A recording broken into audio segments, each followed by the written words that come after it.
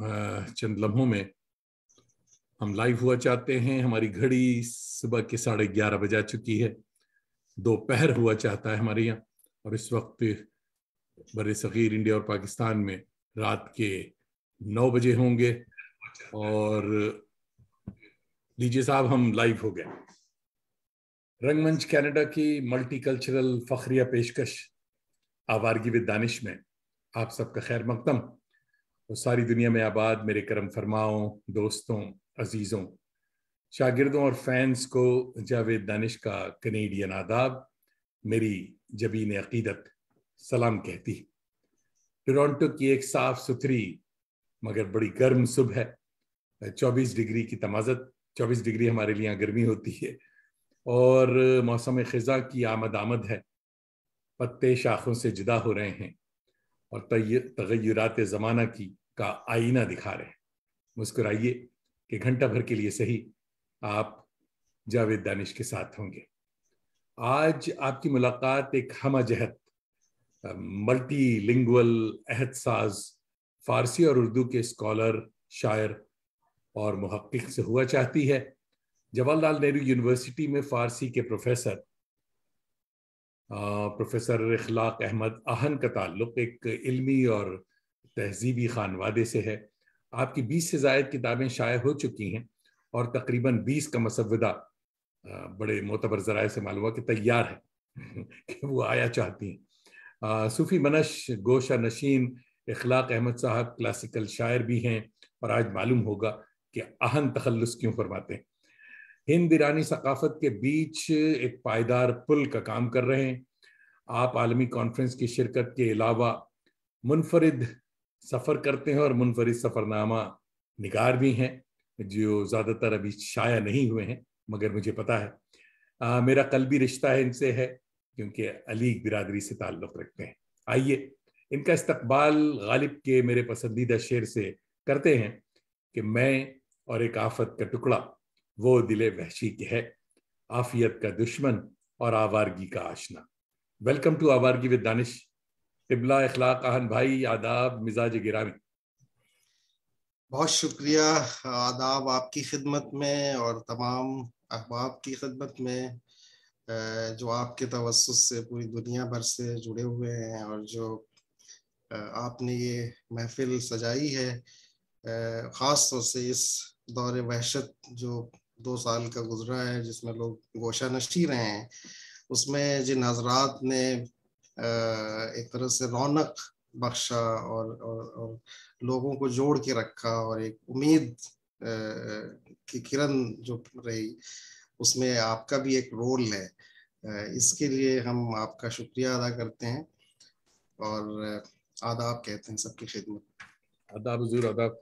इससे पहले कि हमारी गुफ्त शनीद का सिलसिला दराज हो, आइए पहले आपकी कुछ बेमिसाल नादिर तस्वीरें शेयर करते हैं। और जब हमने आपकी एल्बम खंगालना शुरू किया तो मेरे लिए बड़ा मुश्किल था कि कौन सी तस्वीर सेलेक्ट की जाए। तो चलिए साहब, कुछ तस्वीरें तो हैं जो देखते हैं और आहें भरते हैं।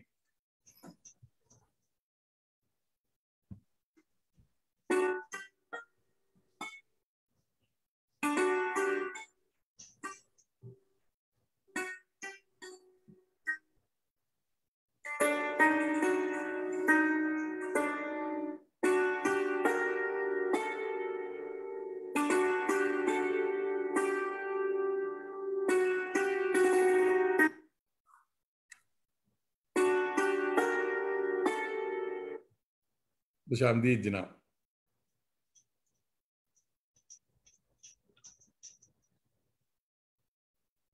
ये हैदराबाद में, पुराने हैदराबाद में, वहाँ पे पुरानी किताबों की दुकानें हैं, तो मुझे किताबों से बड़ा लगाव है। तो मैं एक बार एक अपने स्टूडेंट के साथ उस इलाके में गया और देखा कि बहुत सारी किताबें हैं जो मेरी दिलचस्पी की हो सकती हैं। तो मैं वो देख रहा था, फिर उन्होंने तस्वीर खींच ली थी। तो ये एक आम सी बात है, मैं किसी भी शहर में जाता हूँ या कहीं भी जाता हूँ तो किताबों से एक मेरा खास लगाव है, और इसलिए जो है किताब खाने और किताब फरोशी की दुकानों पे मुझे देखा जा सकता है। नहीं साहब, ये मेरी बड़ी कमजोरी है। इस मामले में हम दोनों का जौक और जी शौक एक ही है। मेरी भी कमजोरी बहुत बड़ी के शहरों में जी जाकर कबाड़ी की, यहाँ। जी और जी इसीलिए जी। आपने देखा कि ये बल्कि पहली मैं तस्वीर जो वहाँ मेरी। तेहरान जब जाता हूँ तो वहाँ पे एक जगह है, मैदान इनकलाब, जो बहुत बड़ा किताबों का इलाका है तेहरान यूनिवर्सिटी के पास। और वहाँ पे वो बहुत सारी दुकानें हैं जिनमें नायाब किताबें और पुरानी किताबें मिलती हैं। वाह वाह। तो मैं कई बार फहरिस्त अपनी ले जाके उन्हें दे देता हूँ, और एक हफ्ते में वो ढूंढ ढांड के रखते हैं, फिर मैं वहां से लेके आता हूँ। तो मेरे पास किताबें होती हैं। इजाफी बार जो होता है वो किताबों का होता है। नहीं, अजाफी बार का मसला ये है साहब कि पहले तो मैं ये करता था कि इंडिया में डिफरेंट शहरों में कबाड़ियों के यहाँ जाकर के नादिर किताबें ढूंढ लाता था, जी जी और जी उसे एक बड़ा बॉक्स बना करके बाई सी भेज देता था इंडिया से, जो कि यहाँ कोई 3-4 महीने में पहुंचती थी और जी जी। सस्ती तो थी वो। हैदराबाद एक बड़ा मरकज रहा है। हमने तो ये सुना है कि 80 की दहाई में यूरोप के लोगों ने यहाँ से बहुत सारे मखतूतात खरीद के ले गए हैं। और इन किताब खानों में जो ये पुरानी है, यहाँ भी बड़ी नादिर किताबें हमें मिली, पुराने नवल किशोरी जमाने की, या इस तरह की चीजें जो हैं मैं वहां से लेके आया। मगर साहब अफसोस की बात यह है कि अब हिंदुस्तान से वो शिपिंग वाला मामला बंद हो गया। तो ओ अब किताबें लाना बहुत ही मुसीबत है, और लाइब्रेरीज के से चक्कर लगाने के बावजूद, मेरे यहाँ पर्सनल लाइब्रेरी बहुत बड़ी है, मेरे पास बड़ी जी नादिर किताबें जी जमा कर रखी हैं हमने। मगर जी अब क्योंकि बैक क्या उसको कहेंगे, वापसी का कदम अब तेजी से पीछे की तरफ हम जा रहे हैं, आगे की ओ तरफ जा रहे हैं, पीछे की तरफ नहीं। तो अब ख्याल आता है कि इन किताबों का करेंगे क्या। तो ये एक क्या। बहुत बड़ा मसला है यहाँ। जी जी जी जी। आइए आगे देखते हैं। माशाल्लाह। ये मुझे प्रेसिडेंट अवार्ड मिला था। तो ये प्रेसिडेंट हाउस के गेट पे ही जो है अंदर वहाँ की तस्वीर है। और मेरे साथ जो है ये निस्फ बेहतर हैं, अच्छा, शरीक। माशाल्लाह। जी। निस बेहतर क्यों कहते हैं साहब, मुझे समझ में नहीं आता आज तक। क्योंकि ये तो बेहतर बेहतर है। नाम भी बताइए हमारे दोस्तों को। इनका नाम उज़मा सिद्दीकी है और ये पेशे माशाल्लाह डॉक्टर हैं। जी माशाल्लाह माशाल्लाह। जी जी जी। तो ऐसा क्या होता है कि उस्मा बिचारियों को हम जैसे लोग मिलते हैं, क्योंकि उस्मा दानी। जी हमें भी इस मामले में ये है कि आपकी शरीक हयात का नाम भी वही है और मेरा भी। जी हाँ, जी जी हाँ। जी। ये मेरी किताब है, हिंदुस्तान में फारसी सहाफत की तारीख, जो इस मौजू पे पहली किताब है। ओहो। और ये हमने इसका काम पीएचडी के ज़माने में शुरू किया था, बाद में इसको पूरा किया। और दुनिया भर से इससे मुतालिक जो असनाद थे और मतालिब थे यहाँ, और ईरान और दूसरे इलाकों से मैंने मंगाए। और इसको मैं काम करते हुए ख़ास तौर से नेशनल आर्काइव में मैं दिन भर होता था, सुबह से शाम तक। ओहो। और रात में फिर मैं बैठता था, उस पर काम करता था। और सुबह जो है 5 बजे सोता था और 9 बजे उठ के फिर चल पड़ता था। वाह। तो वही एक बहुत दौर था। और हमारे एक दोस्त थे जो यूएस में रहते थे, एमआईटी में उनसे उनका ताल्लुक था, उमर खालिदी। तो वो इस किताब को उन्होंने बड़ी बहुत ही अप्रिशिएट किया, बड़ी तारीफ की। और इसका तर्जमा भी हो रहा है मुख्तलिफ ज़बानों में, हिंदी में, फारसी में हो चुका है। और दरी में खुद जो बुरहानुद्दीन रब्बानी जो पिछले प्रेसिडेंट थे अफगानिस्तान के, उनकी साहबजादी कर रही हैं। अरे वाह। और अंग्रेजी में भी मैं खुद ही इस पे कोशिश कर रहा हूँ कि ये आ जाए। ये मेरा फारसी का मजमुआ शेर है जो ईरान से शाया हुआ है। खूबसूरत। जी। और इसी पैंडेमिक के ज़माने में ये शाया हुआ वाह। 2000 में। और ये एक तरह से मेरी गज़लों का इंतखाब है, फारसी गजल। फारसी गज़लों का। जी, क्या जो बात। पिछले 20-22 साल में छपती रही हैं। तो ईरानी अहबाब ने इसको, एक वहाँ पे मुअस्ससा फ़रंगी शायरान फ़ारसी ज़बान ने, उन्होंने इसको शाया किया। वाह, मुबारक है। नमाज इश्क। क्या बात। नमाज। जी जी जी।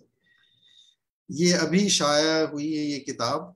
खान अब्दुल गफ्फार खान पे गालिबन पहला मोनोग्राफ है जिसको एनबीटी ने शाया किया है। और इसमें एनबीटी में जो उर्दू के एडिटर है शम्स इकबाल साहब, उनकी बड़ी वो रही, और उन्होंने हमसे ये लिखवा लिया एक तरह से। और इसके हवाले से मैंने पहले भी काम किया था। इनकी जो ऑटोबायोग्राफी थी उसका हिंदी तर्जमा मैंने बाज़ दोस्तों की मदद से इसको किया था। पिछले सफर में, अभी पिछले जून में, जी हाँ पिछले जी, जून में ही, जून में आए थे, उसी वक्त ये शाया हुई थी। उस वक्त ही ये किताब शम्स भाई ने सब जो तोहफा हमें किताबों का दिया उसमें सर फहरिस्त ये किताब थी। जी जी जी, अब इसके बहुत तर्जुमे भी हो रहे हैं, बहुत अच्छी और किताब। मेरे ख्याल से आम कारी जो है इससे इस्तेफादा करेंगे। गुड, ये है साहब। मिर्जा बेदिल है, एक मोनोग्राफ है बहुत ही उम्दा, और मेरे ख्याल से यहाँ पे उर्दू में ये सबसे मकबूल है, लेकिन ये नायाब थी। और हम सब के उस्ताद प्रोफेसर नबी हादी साहब जो अलीगढ़ में प्रोफेसर थे, बड़ी नस्तालिक शख्सियत के मालिक थे, उनकी ये किताब थी। तो सैयद शाहिद मेहदी साहब जो वाइस चांसलर थे जामिया मिल्लिया इस्लामिया के और आईसीसीआर के वाइस प्रेसिडेंट थे, उनकी बड़ी ख्वाहिश थी कि ये दोबारा शाया हो और नए सिरे से इसको तरतीब दिया जाए। तो मैंने फिर उसको मौज़ूआती एतबार से इसकी तरतीब दी और मुकदमा लिखा, उस पर उन्होंने भी लिखा, शाहिद मेहदी साहब ने, और ये फिर शाया हुई 2009 में। और उसके बाद ये दोबारा मैटरलिंक्स पब्लिकेशंस ने दोबारा छापा है, और पाकिस्तान से भी ये लाहौर से छपी है, अक्स पब्लिकेशंस ने छापा है इसको। ये हिंदुस्तान में ये दूसरा इसका एडिशन है जो शाया हुई है अभी। जी जी, मकालात मौलाना अर्शी जो है ये 2004 में इनकी सेंटेनरी मनाई गई थी, और उसमें इनके खानवादे के लोग शामिल थे। इनके दामाद मेरे उस्ताद थे अलीगढ़ में फारसी के, राशिद साहब, तो उनकी साहबजादी भी आई थी। तो उसी वक्त ख्याल हुआ, मुझसे कहा गया कि फारसी के हवाले से मैं काम करूं। तो फिर एक मुझे खत मिला मौलाना अब्दुल माजिद दरियाबादी का, जिसमें उन्होंने इनसे दरख्वास्त की थी कि आपके मकाले बड़े अहम है, वो एक जगह होकर शाया होनी चाहिए, लेकिन वो हो नहीं सका। बाद में पाकिस्तान से उनके कुछ मकाले छपे थे, लेकिन तमाम मकाले नहीं छपे हैं। तो मैंने फारसी से मुताल्लिक या फारसी तहजीब और कल्चर से मुताल्लिक जितने भी मकाले थे सबको जमा किया, और उसको अपने मुकदमे के साथ और जहाँ जरूरत थी हवाशी वगैरह के साथ शाया किया। बहुत बड़ा काम है साहब ये, बहुत। ये कुल्लियात आज़ाद काकोरवी है, ये बड़े ज़बरदस्त शायर हुए हैं, और हम जानते हैं हमारे दोस्त हैं सुहेल हाशमी, उनके ये नाना होते थे। अच्छा। और फारसी के बाज़ाब्ता शायर हैं, और इसके अलावा उर्दू में इनका बड़ा काम है। इनके ड्रामे बड़े ज़बरदस्त हैं, और खासतौर से तर्जमे जो इन्होंने शेक्सपियर के ड्रामों के वो भी अब शाया होने जा रहा है। तो ये जो जिल्द अव्वल है ये दीवाने फारसी का है, और इसको ये इनकी वालदा जो थी कमर जहां, उन्होंने तकरीबन 60-70 साल वो नुस्खे बचा के रखे थे, और वो मुख्तलिफ डायरियों में और कॉपियों में और तरह तरह की उस तरह से थी। तो मुझसे उन्होंने कहा, तो हमने कोशिश करके इसको जो है एकजा किया, तरतीब दिया, और अभी ये शाया हो गई है। ये बहुत अहम है, और ये हाफिज के एक तरह से पैरव हैं, और 1948 में इनका इंतकाल होता है। तो इकबाल के मुआसिरीन में से भी हैं, और अहम शायर हैं जिनको पढ़ा जाना चाहिए फारसी के। ये सरजमीन माँ, ये खुशखबरी है खासतौर से तमाम लोगों के लिए कि अब जो है स्कूलों में एक ऑप्शन होगा कि वो फारसी अपने बच्चों को पढ़ा सकते हैं। तो उस सिलसिले में ये कोशिश हुई है, और ईरान कल्चर हाउस ने 2-3 किताबें शाया की हैं जो स्कूलों में मेरे ख्याल से रिकमेंडेड बुक्स हुई। इस मजमुए में बच्चों के लिए नज़में हैं, और जिसमें हिंदुस्तानी शायरों की नज़में हैं, और ख़ास तौर से आज के जो शोरा जो फारसी में शेर कह रहे हैं। तो मेरा एक पूरा इसमें एक चैप्टर है जो मंजूमात पे मुश्तमिल है, वाह वाह। जी जी।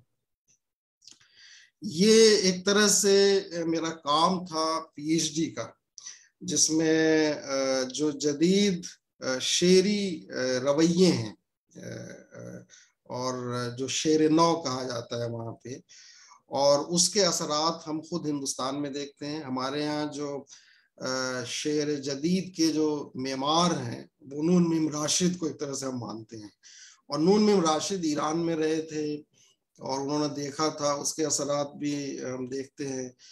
तो वहाँ क्या हुआ था, क्या मबाइस हुए थे, क्या वजूहात थी तारीखी अदबी जिसके वजह से नई शेरी रवायत की बुनियाद पड़ी, उस पे मैंने पूरी बहस की है। उसके साथ साथ एक बहुत अहम शायर हैं मुआसिर, सोहराब सेपहरी, जो हिंद शनास भी हैं, इंडोलॉजिस्ट भी हैं, बड़े फिलोसफर थे, बड़े पेंटर थे।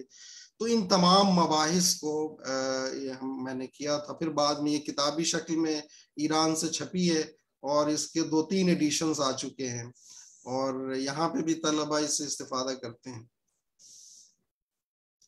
ये सुरूर है मेरा पहला शेरी उर्दू का शेरी मजमुआ है, जो आलमी उर्दू ट्रस्ट ने छापा था इसको, फिर बाद में दोबारा एजुकेशनल ने शाया किया। तो इसमें इब्तिदाई मेरी नज़में वगैरह हैं, गज़लें वगैरह। ये अमीर खुसरोज इंडिया, ये कॉफी टेबल बुक है, और ये हमारे एक दोस्त थे रवि कुमार, जो कॉफी टेबल बुक्स शाया करते थे, और वो दिल्ली जो गैलरी है, आर्ट गैलरी, वो उन्हीं का था, और वो बुनियादी तौर पे फ्रांस में रहते थे। और 60 की दहाई में उन्होंने रजा की और फिदा हुसैन की पेंटिंग शाया की थी, और वो पूरा एक सिलसिला था। तो ये पूरी दुनिया भर में जाने जाते थे इस हवाले से। ये इनका आखिरी एक तरह से प्रोजेक्ट था, और मकबूल भी हुआ, और ये पहला काम था इस तरह का अमीर खुसरो के हवाले से, जो पहली किताब थी कॉफी टेबल की शक्ल में।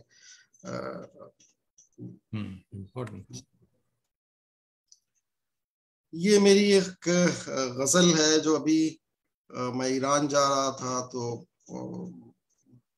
प्लेन में लिखी थी, फारसी की गजल वो शाया हुई थी। जी जी। ये ईरान कल्चर हाउस का प्रोग्राम है जिसमें कल्चरल काउंसलर बैठे हुए हैं, और सफेद जो शर्ट में वहाँ के बहुत ही मारूफ खत्तात हैं वो मौजूद हैं। फिर डॉक्टर शुक्रुल्लाही हैं। तो ये खत्ताती के हवाले से एक प्रोग्राम हुआ था। मैंने वहाँ पे हिंदुस्तान में जो खत्ताती की रवायत है शुरू से लेके, और उसके कहाँ नमूने सबसे पहले मिलते हैं, उसके हवाले से मैंने गुफ्तगू की थी। नहीं साहब, खत्ताती पे बात हम करेंगे। ये देखिए, हमने तो इसे इसलिए चुना कि ये बैक पोस्टर भी देखिए किस कदर खूबसूरत, किस कदर खूबसूरत है। ये खुद उसमें उसके आई वाज नमूने हैं, अमेज्ड। हाँ, और ये उस दिन जो है पूरा एक वहां पे एग्जीबिशन भी लगा हुआ था, नुमाइश बैनर लगी। इतना खूबसूरत हो। इसमें हाँ, हिंदुस्तानी तलबा भी थे, बच्चे थे जिन्होंने सीखी थी, और वहां पे उन्होंने अपनी चीजों की नुमाइश की थी, काम की। वाह वाह जी वाह वाह। तबीयत खुश हो गई इसकी बैनर से ही, कि हमारे जी यहाँ बैनर्स बहुत ही खराब उर्दू वाले जो बैनर्स लगाते हैं, एक तो जी उसको जी जी इंग्लिश जी। में वो कर देते हैं जो ये तो ये। पूरा एक आर्ट है, हाँ, खासतौर बिल्कुल। से पर्शियन ट्रेडिशन में और जी। अरबिक ट्रेडिशन में। जी। ये मेरी किताब जो थी नमाज इश्क, उसका एक वर्चुअल रिलीज प्रोग्राम हुआ था जिसमें कोई 100-200 लोग शामिल हुए थे, और बल्कि उसकी बुनियाद पे एक साहिबा है तेहरान यूनिवर्सिटी से, उन्होंने वो पूरी किताब भी तैयार की थी। लेकिन यहाँ पे फिर कल्चर हाउस वालों ने इसका एहतमाम किया था। इसमें कुछ और भी मजमूए थे। ये मैं अभी हाल में ईरान गया था, और वहाँ पे एक लिटरेरी फेस्टिवल जैसी चीज थी। तो इसमें दुनिया भर के लोग थे, और ये जो सेशन हुआ था ये इंटरफेथ डिबेट पे हुआ था। वाह। तो इसमें आप देखें कि शाम के लोग हैं बड़े मशहूर, ये जो पीछे खातून खड़ी हैं सुनहरी, उसमें वो बहुत मशहूर शायरा है अरबी की, एलिना जी, एलिना अताउल्लाह। जो मेरे बगल में खड़े हैं साहब, वो बहुत बड़े आर्टिस्ट हैं वहाँ के। ये किनारे जो खड़े हैं इस तरफ, वो लेबनान के बहुत बड़े स्कॉलर हैं, जो इंडोलॉजिस्ट भी हैं और इंटरफेथ डिबेट पे उनका वो है, और फ्रांस में और ऑस्ट्रेलिया में भी उनके लेक्चर्स होते हैं।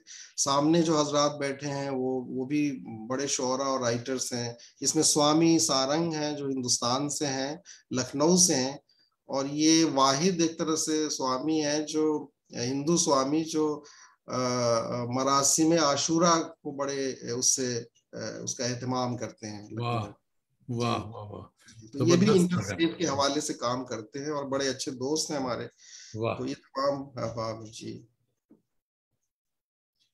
ये वहां पे मशहद में गया था, तो मशहद में ये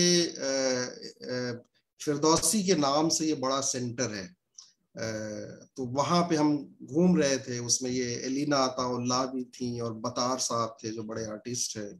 तो ये वहां की तस्वीर है। ये मुजस्समा किसका है?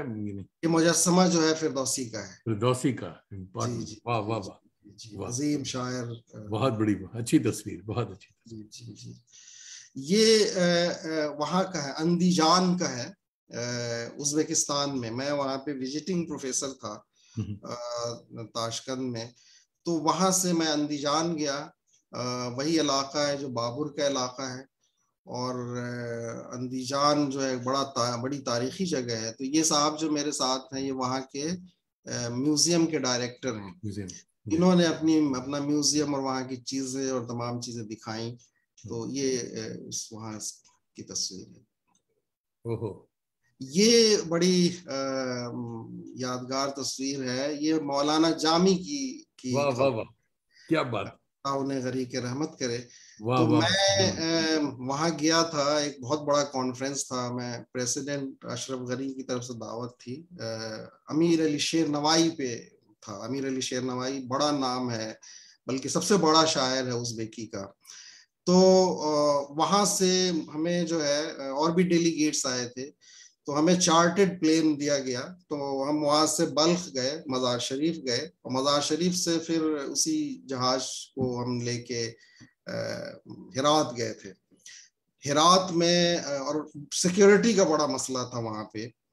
ये कोई 4-5 साल पहले की बात है। तो मैंने ख्वाहिश जाहिर की कि हम जामी के मज़ार को देखना चाहते हैं, हिरात आए हैं। मैंने 2 चीजें कही। मैंने कहा कि मैं चिश्त भी जाना चाहता हूँ। उन्होंने कहा कि चिश्त नहीं जा सकते। तो मैंने कहा कि कम से कम हिरात में मौलाना जामी है। तो वहां पे उन्होंने कहा कि आप फिर किसी को बताएंगे नहीं। फिर वो पहले गए, वहां सैनिटाइज किया, फिर मैं वहां पे गया था। तो ये बड़ी एक तरह से, बहुत और इम्पोर्टेंट उससे है। पहले 2 जगह सिर्फ उन्होंने हमें दिखाया। एक तो पीर हेरात मौलाना अब्दुल्ला अंसारी का जो मज़ार है, जहाँ पे सारे वहाँ पे तैमूरी हुक्मरान भी दफन है और बड़े सारे लोग हैं। तो वहां गए थे। फिर अमीर अली शेर नवाई के मज़ार पे गए थे। लेकिन यहाँ पे मैं तन्हा गया था, बल्कि एक साहब और गए थे, प्रोफेसर कासमी साहब। हम 2 गए थे जी। ये हैदराबाद की तस्वीर है, और ये हजरात जो हैं वहाँ की अदबी और शख्सियात हैं। ये किनारे से हैं, बाई तरफ से फरशूरी साहब हैं, शायर हैं और मीडिया से जुड़े हुए हैं। उनके बगल में मुजफ्फर अली सूफी साहब है, ये उस दरगाह के सज्जादा नशी हैं, और हर साल खुसरो पे बड़ा प्रोग्राम करते हैं। उसके बगल में प्रोफेसर हैं उर्दू के औरंगाबाद से, और इस तरफ भी दूसरे हजरात हैं। अब्बास मुफ्तखी साहब हैं, मेरे ख्याल से शायर हैं और अदीब हैं। तो इन्होंने, दोस्त अहबाब हैं ये सब, तो इन्होंने मेरे लिए मुझे बुलाया था। ये 2011 में मुझे दिल्ली उर्दू एकेडमी अवार्ड मिला था। शीला दीक्षित उस वक्त चीफ मिनिस्टर थी। तो ये तर्जमे के लिए मुझे मिला था जी, ये अवार्ड। ये हमारे कुछ दोस्त हैं वहां से, उज्बेकिस्तान से, जो हाल में आए थे। तो हम ऐसे ही शहर में घूमने चले गए आवारगी में। तो तो साहब वहाँ ये नारियल पानी अवेलेबल? नारियल पानी पी रहे हैं, गर्मी शदीद थी। नहीं, तो अवेलेबल था, ये वहाँ बिक रहा था? बिक रहा था। जी जी, ये नहीं यहाँ पे है, दिल्ली की तस्वीर है। ये आए थे दिल्ली की तरफ से, उज़्बेकिस्तान अच्छा। से। जी जी, हाँ उज़्बेकिस्तान से आए थे। हाँ, तो सब मिलने आ गए, फिर हम ऐसे ही घूमने निकल गए। तो ऐसे ही कहीं पे मार्केट में ये, जी जी, क्या बात है, वाह ये वाह। शम्स साहब हैं, वो रवा एक तरह से पीटी के और उर्दू के हवाले से बहुत फाल, और नहीं, हमारे बड़े पब्लिकेशन अच्छे दोस्तों में। बारीकियों से बहुत वाकिफ। तो इन्होंने इस दौर में सिर्फ मेरे ख्याल से 2 किताबें छपी थी एनबीटी की, और वो इनकी कोशिशों से छपी, दूसरी जबानों में शायद नहीं छप सकी। तो एक ये थी, और एक दूसरी अशफाकुल्लाह खां पे थी, जो इम्तियाज साहब ने। वो भी दी, ने 2 किताबें मुझे दी पिछले दिनों। जी जी हाँ। जी जी जी। ओहो। ये आपके साथ मुलाकात है, जो अभी मौजूदा जो सफर में आए थे जी जी पिछले, हाँ जी। तो मैं हाजिर हुआ था गालिब इंस्टीट्यूट में। ये उस अच्छा प्रोग्राम था। जी हाँ। तस्वीर है। जी जी जी। अच्छा साहब, ये आइए अब इसको, माशाअल्लाह, एक सदी हम गुजार आए चंद लम्हों में। इससे पहले कि हम बात शुरू करें साहब, आपके बहुत सारे परस्तार हमारे साए दीवार पे खड़े हैं, आ चुके हैं। और सबसे पहले तो हमारे मुश्ताक सदफ भाई, ताजिकिस्तान से मेरे ख्याल में। जी जी जी, मुश्ताक सदफ साहब मुश्ताक सदफ हमारे पुराने दोस्त, बड़े फाल, बड़े अच्छे दोस्त हैं हमारे और भी। और आजकल आते ही उन्होंने ताजिकिस्तान में है। बहुत लंबा चौड़ा एक मैसेज भी आपको दे दिया। इखलाक कहानी सेहत के एक मोतबर मुहक्किक, नक्काश, शायर और माहिर तालीम। मोहब्बत है उनकी। मोहब्बत है साहब। आपने आवारगी के लिए इनका इंतखाब करके प्रोग्राम को मोतबरियत को बरकरार रखा है। मैं आप दोनों को मुबारकबाद देता हूँ। थैंक यू किबला, बहुत बहुत शुक्रिया। और हमारे मोहम्मद उसामा हमारे दोस्त हैं, आपको दुआएं दे रहे हैं कि अल्लाह सलामत रखे। और फारसी सहाफत वाली किताब, मुश्ताक कह रहे हैं कि फारसी सहाफत वाली किताब के ताल्लुक से मैं बहुत कुछ जानता हूँ। मेरे सामने ये किताब लिखी गई और शायद हुई। जी जी जी जी, वो हॉस्टल का जमाना था, और जी हाँ। हमारे तालिब इल्मी का जमाना था। जी जी जी। तो डॉक्टर सरफराज अहमद देख रहे हैं, कहते हैं माशाअल्लाह। और बहुत सारे दोस्त, शाहरुख अबीर साहब देख रहे हैं, जो नए साथी आज जाए, जिन्होंने ज्वाइन किया, बहुत सारा नया नाम मैं देख रहा हूँ। उनको उनसे गुजारिश है कि भाई ये ज़रूर लिखें कि आप किस शहर से और कहाँ से देख रहे हैं, क्योंकि सारी दुनिया से लोग हमारे साथ जुड़ते हैं। आप सबको आदाब। और सबों को आदाब और बहुत बहुत शुक्रिया। तो जनाब चलिए और बातें करें। खूब तस्वीरें तो साहब, बड़ी बेहतरीन तस्वीरें थी और बहुत ही नायाब मेरे ख्याल में। एक फार्मूला सवाल मैं तमाम करम फरमाओं से करता हूँ, और उस पर एक पूरी किताब तैयार हो चुकी है। किताब ये जो कोविड-19 में कहता हूँ सीरीज है, क्योंकि अभी तक मामला खत्म नहीं हुआ। जी जी, आपके लिए रहमत थी या जहमत, कैसा तजुर्बा था आपका? दोनों ही तजर्बात थे। और ये जो दौर गुजरा है, बड़े बड़ा तल्ख था इस एतबार से कि पूरी इंसानियत करा रही थी। और इस दौर में हमने अपने बड़े अजीजों को और बड़े करीब लोगों को, जो जान से ज्यादा अजीज थे, उन्हें खोया है। बहुत सारे दोस्त अहबाब, जो एक लंबी फहरिस्त है दुनिया भर में। और इसी दौर में हमने अपने वालिदे गिरामी को खोया, जो बड़ा सख्त था, बहुत ही मुश्किल था। उसके साथ साथ ये जो दौर था, वो एक तरह से एक इस्तेहजार का भी दौर था, एक इरफान ज़ात का भी दौर था, बहुत और अच्छी बात। खुद से करीब होने का दौर था। मैंने देखा कि ज्यादातर मैं इसी कमरे में, ये मेरी लाइब्रेरी भी है छोटी मोटी, जिसमें कुछ 5-6 हजार किताबें हैं, इस यहीं पे इसके गोशे में बैठे हुए इस 2-3-2.5 साल का अरसा ज्यादा गुजरा। और शेरी इस्तेगराक रहा। तकरीबन मैंने जब बाद में देखा तो कोई 500 सफ़हात पे मुश्तमिल शेर हुआ इस दौर में, जिसमें मैंने मंजूमात का हिस्सा जो है वो तरतीब दिया है खराबात के नाम से, और वो इंशाअल्लाह जल्दी ही शाया होगा।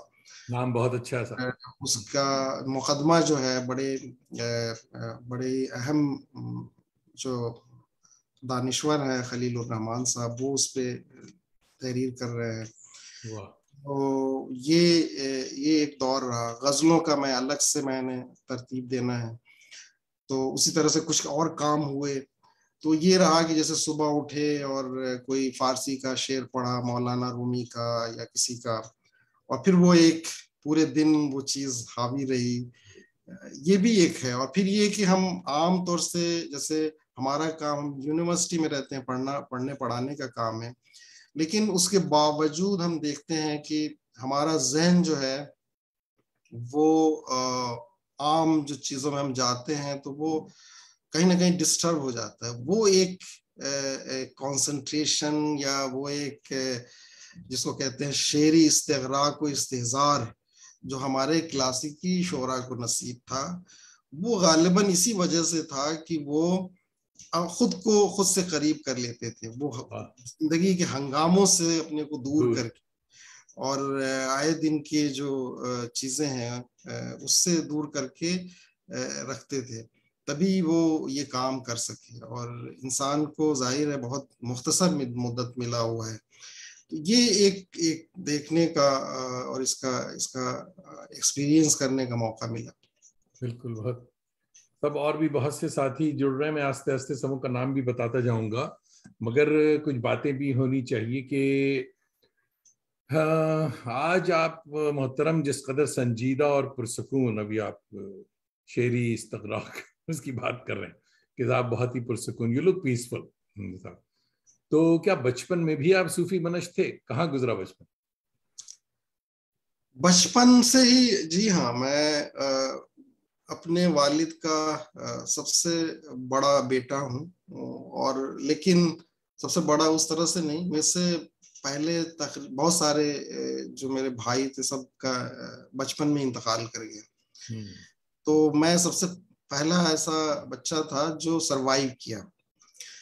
तो मतलब मेरे शायद जो सबसे पहला भाई रहे होंगे वो मुझसे 20 साल बड़े रहे होंगे। तो इस वजह से घर वाले जो है बड़े प्रोटेक्टिव थे मुझे लेकर। और मैं ज्यादातर घर में रहा। छोटा सा शहर था बगहा, गोरखपुर के पास, वेस्ट चंपारण में एक जगह है। तो मैं स्कूल जाता था और स्कूल से घर, और घर में पूरा किताब खाना था, और मेरी जिंदगी सिर्फ किताबों की इर्द गिर्द होती थी। तो मैंने बचपन में ही बहुत सारी किताबें पढ़ डाली, और मुझे एक तरह से उसका एडिक्शन सा और लत सी लग गई थी किताब पढ़ने की। मुझे डांट पड़ती थी पढ़ने की वजह से। और बहुत सारी किताबें ऐसी पढ़ डाली जो पहले सफे से आखिर सफे तक पढ़ गए और एक लफ्ज का इदराक नहीं हो सका, ना समझ सके, लेकिन पढ़ते थे। और मेरे खानवादा जो रहा है वो उलमा का रहा है। मैं पहला आदमी हूँ जो स्कूल में गया और स्कूल से पढ़ाई की। और मैं हमेशा कहता हूँ, हाँ, सादी का वो शेर है कि हमें कबील मन आलिमान दी बूदंद, मरा मुअल्लिम इश्क़ तो शायरी आमोख्त। वाह। तो मैं उस विरासत का हामिल तो नहीं हो सका, लेकिन मेरे वालिद ने कभी ये नहीं कहा कि मुझे क्या कैरियर बनाना है, नहीं करना है। वो सिर्फ कहते थे कि पढ़ो, आलिम बनो, स्कॉलर बनो, दानिशमंद बनो। वो तो ना बन सके, लेकिन ये रहा कि किताबों से और इल्म से और सीखने से हमेशा एक ताल्लुक रहा है, और दुआ है कि ये रहे। बिल्कुल रहेगी साहब। हमारे टोरंटो से, हमारे ओशवा शहर जहाँ मैं रहता हूँ, ये टोरंटो के करीब है, 60 किलोमीटर ईस्ट में। तो हमारे मौलाना दोस्त हमारे एक हैं, हाशिम पटेल साहब, वो देख रहे हैं और सलाम कह रहे हैं। तो लोगों को बड़ी हैरत होती है कि आप तो नौटंकी वाले हैं, ये मौलवियों से दोस्ती कैसे? तो मैं उनसे बताता हूँ कि मैं मौलवियों का कैरेक्टर भी लिखता हूँ, तो इसलिए हर किसी से दोस्ती जरूरी है साहब। और एक कलीग साथी हमारी आर्ट कंजर्वेटर मैमूना नरगिस साहिबा देख रही, मेरे ख्याल में जयपुर से, और आपको सलाम कह रही हैं। और हारून रशीद भाई देख रहे हैं मुजफ्फरपुर बिहार से, आपको सलाम कह रहे हैं। और उबैद अहमद साहब देख रहे हैं, सलाम कह रहे हैं इंदौर से, MP। अच्छा साहब, अभी ये पता चला कि मैं इन उबैद अहमद साहब को यहाँ लोकल समझता था और इनको लोकल चीजें भेजता रहा हूँ। मगर अभी तस्वीर से पता चला कि मुझे ये लगता था कि ये उबैद साहब जवाब क्यों नहीं दे रहे मगर अभी अच्छा। अभी पता चला कि ये उबैद साहब इंदौर में बैठे हुए। तारा इकबाल साहिबा बड़ी अच्छी साथी हमारी और बड़ी शायरा हैं, अच्छी शायरा, संजीदा। देख रही हैं राय बरेली से और आपको आदाब कह रही। तो ये साथी कुछ जमा हुए हैं इनकी। देखिए साहब, आप ये ना कहिएगा कि इम्पोर्टेड सलाम नहीं आ रहा है मॉरिशस से हमारे आसिफ भाई देख रहे हैं, डॉक्टर आसिफ, और आपको सलाम कह रहे हैं। और मॉरिशस से ही ताशियाना साहिबा, जो कि आसिफ ये साहब इन की दोनों दुल्हन है। हजरात से मुलाकात है, बड़े फाल तो हैं, जी हाँ, वहाँ ये उर्दू देख के रही हैं और शराब आपको सलाम कह रही फैलाए हैं। हैं। जी जी। साहब।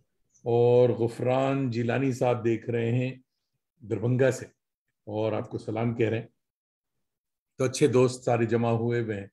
और तो मैं, आपने घर का अपना बताया और बचपन का बताया, तो पता चला कि बचपन से ही आप सूफी मनश हैं गोशा नशीन और किताबों में मसरूफ। अलीगढ़ में तो हजरत आप जोग्राफिया पैमाई, अब्र क्या जी चीज है, हवा जी क्या है के लिए गए थे, उसमें मगन थे। फिर ये फारसी की जुल्फे गिरागीर में कैसे उलझ गए?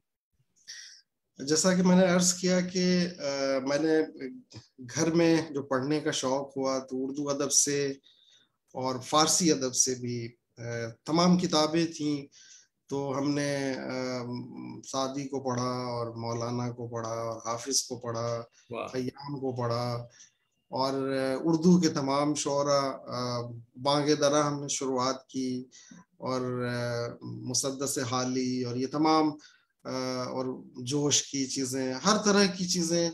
और हमारे यहाँ जो किताब की दुकान थी शहर में, मेरे वालिद साहब ने कह रखा था कि कोई भी मैं किताब वहाँ से ले लूँ तो वो दे दिया करें और हिसाब उनसे कर लिया करें। तो मैं अक्सर वहाँ जाता था और तमाम हमारे घर में बहुत सारे रिसाले आते थे 20वीं सदी से लेके, और तमाम चीज़ें अदबी भी और इब्ने सफ़ी की भी, और तमाम नावलें और तमाम तफसीर की किताबें हमने पढ़ डाली उस ज़माने में, और तारीख़ की किताबें। तो ये बचपन जो है वो उसमें तमाम चीज़ें, तमाम मौज़ूआत से वो रहा। तो अदब से भी दिलचस्पी रही, फ़ारसी से भी रही। और बल्कि मैं कोई 7वीं 8वीं क्लास का तालिब इल्म था। मुझे याद है मेरे घर के बगल में एक मदरसा था, तो वहाँ पे मौलवी साहब जो फारसी पढ़ाते थे, उन्हें अगर कोई मुश्किल आती थी तो वो मुझे बुला भेजते थे कि अखलाक को बुला लाओ। तो बचपन से ही फारसी से लगाव था और पढ़ी तब भी हमने स्कूल इससे में, बड़ा हमने अवार्ड क्या हो 6वीं सकता है? क्लास से पढ़ी। लेकिन जोग्राफिया मेरा बड़ा महबूब मौजू था। तो इंटर में मेरा जो सब्जेक्ट्स थे वो जोग्राफिया भी था और तारीख भी थी। और जब मैं अलीगढ़ में आया तो अलीगढ़ में मैंने ऑनर्स जोग्राफिया लिया, और उसके साथ फारसी और उर्दू के भी सब्जेक्ट्स थे। लेकिन उस जमाने में हंगामा हुआ अलीगढ़ में, और उस वक्त वाइस चांसलर जो थे नसीम फारूकी साहब थे, जो हमारे दूर के अजीज भी एक तरह से हुए। तो वो इस कदर हंगामा हुआ तो हमारे एक दोस्त जेएनयू का फॉर्म लेके आए और हमने ऐसे ही तफरीहन फारसी भर दिया, और फिर हो गया, फिर हालात वैसे ही रहे। तो मैं यहाँ पे आ गया, और एमए के ज़माने में जो फारसी यहाँ पढ़ाई जाती थी वो मेरे लिए बड़ा आसान था।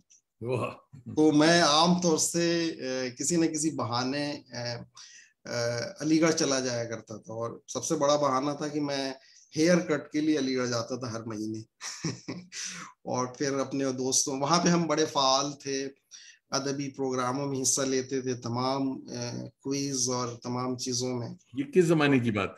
ये 91 से 94 की बात। माशाल्लाह, आप तो बहुत और जवान निकले और 94 में, और लेकिन उस वक्त भी असातिजा, हमारे बड़े असातिजा मौजूद थे, जैसे आले अहमद सरूर साहब थे, नादिर अली खां साहब थे जो बहुत मानते थे, कौकब कद्र साहब थे, बहुत मानते थे, अक्सर मुझे बैठा लेते थे चैम्बर में और बताते। और उसी तरह से और असातिजा थे, कुछ एक मुद्दत के लिए सरदार जाफरी साहब आए थे, हम लोग उनके पास बहुत अक्सर जाया करते थे। उनकी अहलिया वहां पे ओल्ड गेस्ट हाउस में ठहरे हुए थे। तो वो एक दौर था, और बुजुर्ग असातिज़ा भी थे, तो शेर व शायरी और तमाम चीजें वहां पे थी। दिलचस्प माहौल था और हमें बड़ा भाता था। बल्कि मैं एक बार उसी जमाने में जेएनयू जब आया तो मुझे बिल्कुल जेएनयू नहीं भाया, क्योंकि दोनों बिल्कुल बौदुल मशरकैन, दोनों का कल्चर मुख्तलिफ है। लेकिन बाद में फिर हम जब आए और फिर यहीं के होके रह गए। सर, कोलकाता से हमारी छोटी हमशीर निगार शाहिद साहिबा देख रही हैं, आपको सलाम कह रही, और ये भी टीचर हैं बाय प्रोफेशन। और सैयद आसिम रऊफ भाई हमारे बहुत बड़े करम फरमा हैं और काफी दिनों के बाद हमारे मदरसे में तशरीफ लाए हैं, सलाम कह रहे हैं, और गोरखपुर से आपको सलाम पहुंचा रहे हैं। और जनाब आज़रबाईजान से भी देखिए आपका सलाम आ गया, और इब्राहिमोव साहब देख रहे हैं और सलाम कह रहे हैं। बहुत बहुत शुक्रिया हजरात, आप सब देखते रहिए और दुआओं से नवाजते रहिए और प्रोग्राम आगे बढ़ाते हैं। मोतबर जराए से ये भी मालूम हुआ था साहब कि आप रजिस्टर्ड बैचलर रहना चाहते थे, और जो कि हर शरीफ आदमी की ख्वाहिश होती, मगर फिर शादी कैसे कर लिया? ये ऐसा था कि चूंकि मैं आम तौर से जो मेरा तर्ज रहा वो ये कि किताबों में खोए हुए हैं, और ये तो मुझे लगा कि शायद जो घरेलू जिम्मेदारियां होती हैं, आम चीजें, तो मैं ये चाहता था कि मुझे लगा कि शायद वो हमारे लिए मुश्किल होगी, और कहीं ऐसा ना हो कि किसी के लिए मैं परेशानी का बाइश बनूं।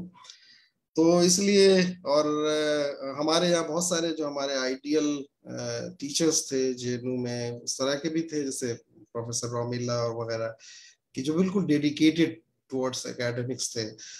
तो हमने यही कहा कि भाई मैं तो ऐसे ही रहना चाहता हूँ।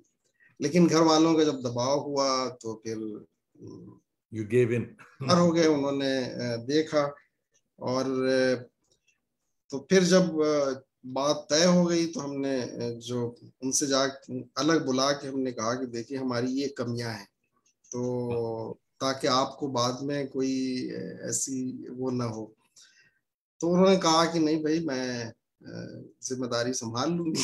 मैं आपको ठीक कर लूंगी। आप कहती है कि हमें अंदाजा नहीं था कि इतने नाकारा होंगे। लेकिन बहरहाल मैं शुक्रगुजार हूँ कि मैं जो कुछ काम कर पाता हूँ, और मैंने जो काम किया है उसकी वजह भी यही है कि उन्होंने तमाम जिम्मेदारियां अपने कांधों पे उठा रखी हैं। खुदा उन्हें सलामत रखे। सलामत रखे भाई, आमीन आमीन। ये तमाम उजमाएं जो हैं, जी जी उनकी ये बेचारियों की खुशफहमी होती है कि वो समझती हैं कि वो ठीक कर लेंगी। जी जी जी मेरे साथ भी यही मामला है, और कोई 25-30 साल से वो ठीक कर रही हैं मुझे, उजमा दानिश।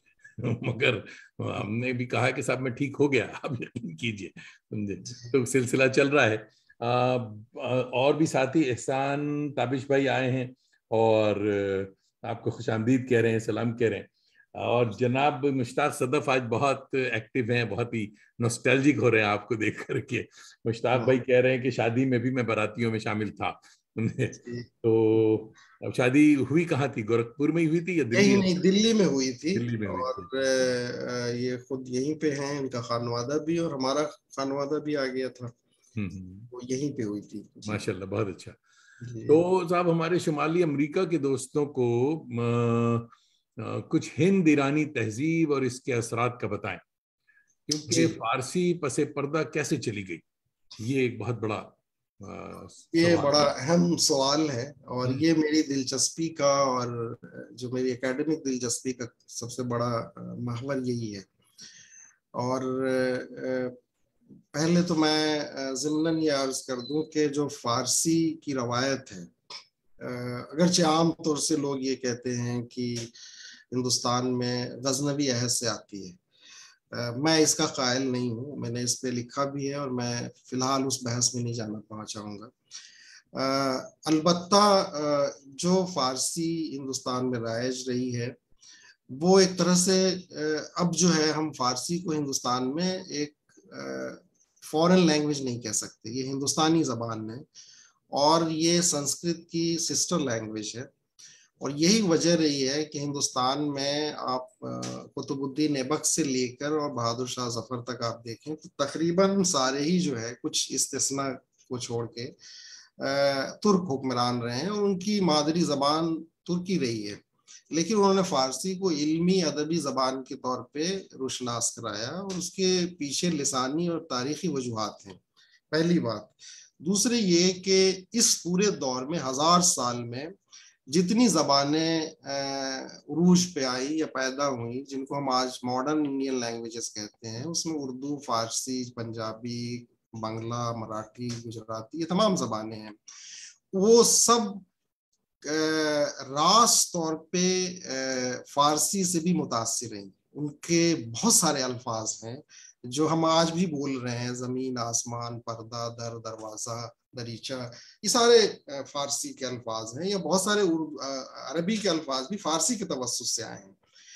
तीसरी जो चीज है कि इस पूरे अहद में हिंदुस्तान के इतनी बड़ी तहजीब है, इसमें इतनी गूनागूनी और तनव्वुर है, उन तमाम के जो असली मनाबे हैं या बेशतर जो मनाबे हैं वो फारसी में है।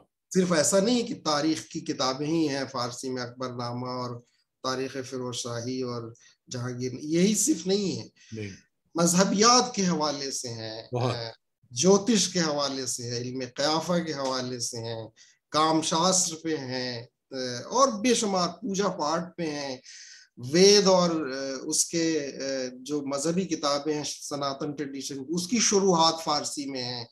तमाम मौज़ूआत पे आपको फारसी में किताबें और असनाद मिलते हैं। उसके अलावा जितने भी आपके जमीन से मुताल्लिक या तमाम जो असनाद हैं वो फारसी में है। तो ये वजह है कि फारसी जो है वो लाजिम है तमाम, अगर हम कोई भी किसी भी फील्ड में मुताला करते हैं, अगर फारसी मनाबे से हम इस्तेफादा नहीं करते तो हम इंसाफ नहीं कर सकते, ठीक है, उस तहकीक के साथ। इन जबानों के आप टैगोर पे रिसर्च कर लीजिए, टैगोर पे पूरा अमीर खुसरो का और सादी का और हाफिज का, इन सब के असरात हैं। उनके वालिद हाफिज थे, मौत के वक्त उन्होंने 2 लोगों से कहा था, एक आदमी से कहा था कि तुम भगवत गीता पढ़ो और दूसरे से कहा कि तुम दीवाने हाफिज पढ़ो, मौत के वक्त। और वो हमें पढ़ाते हुए फारसी 25 साल हो गए, हमें पूरा दीवाने हाफिज याद नहीं, उनको पूरा दीवाने हाफिज याद था।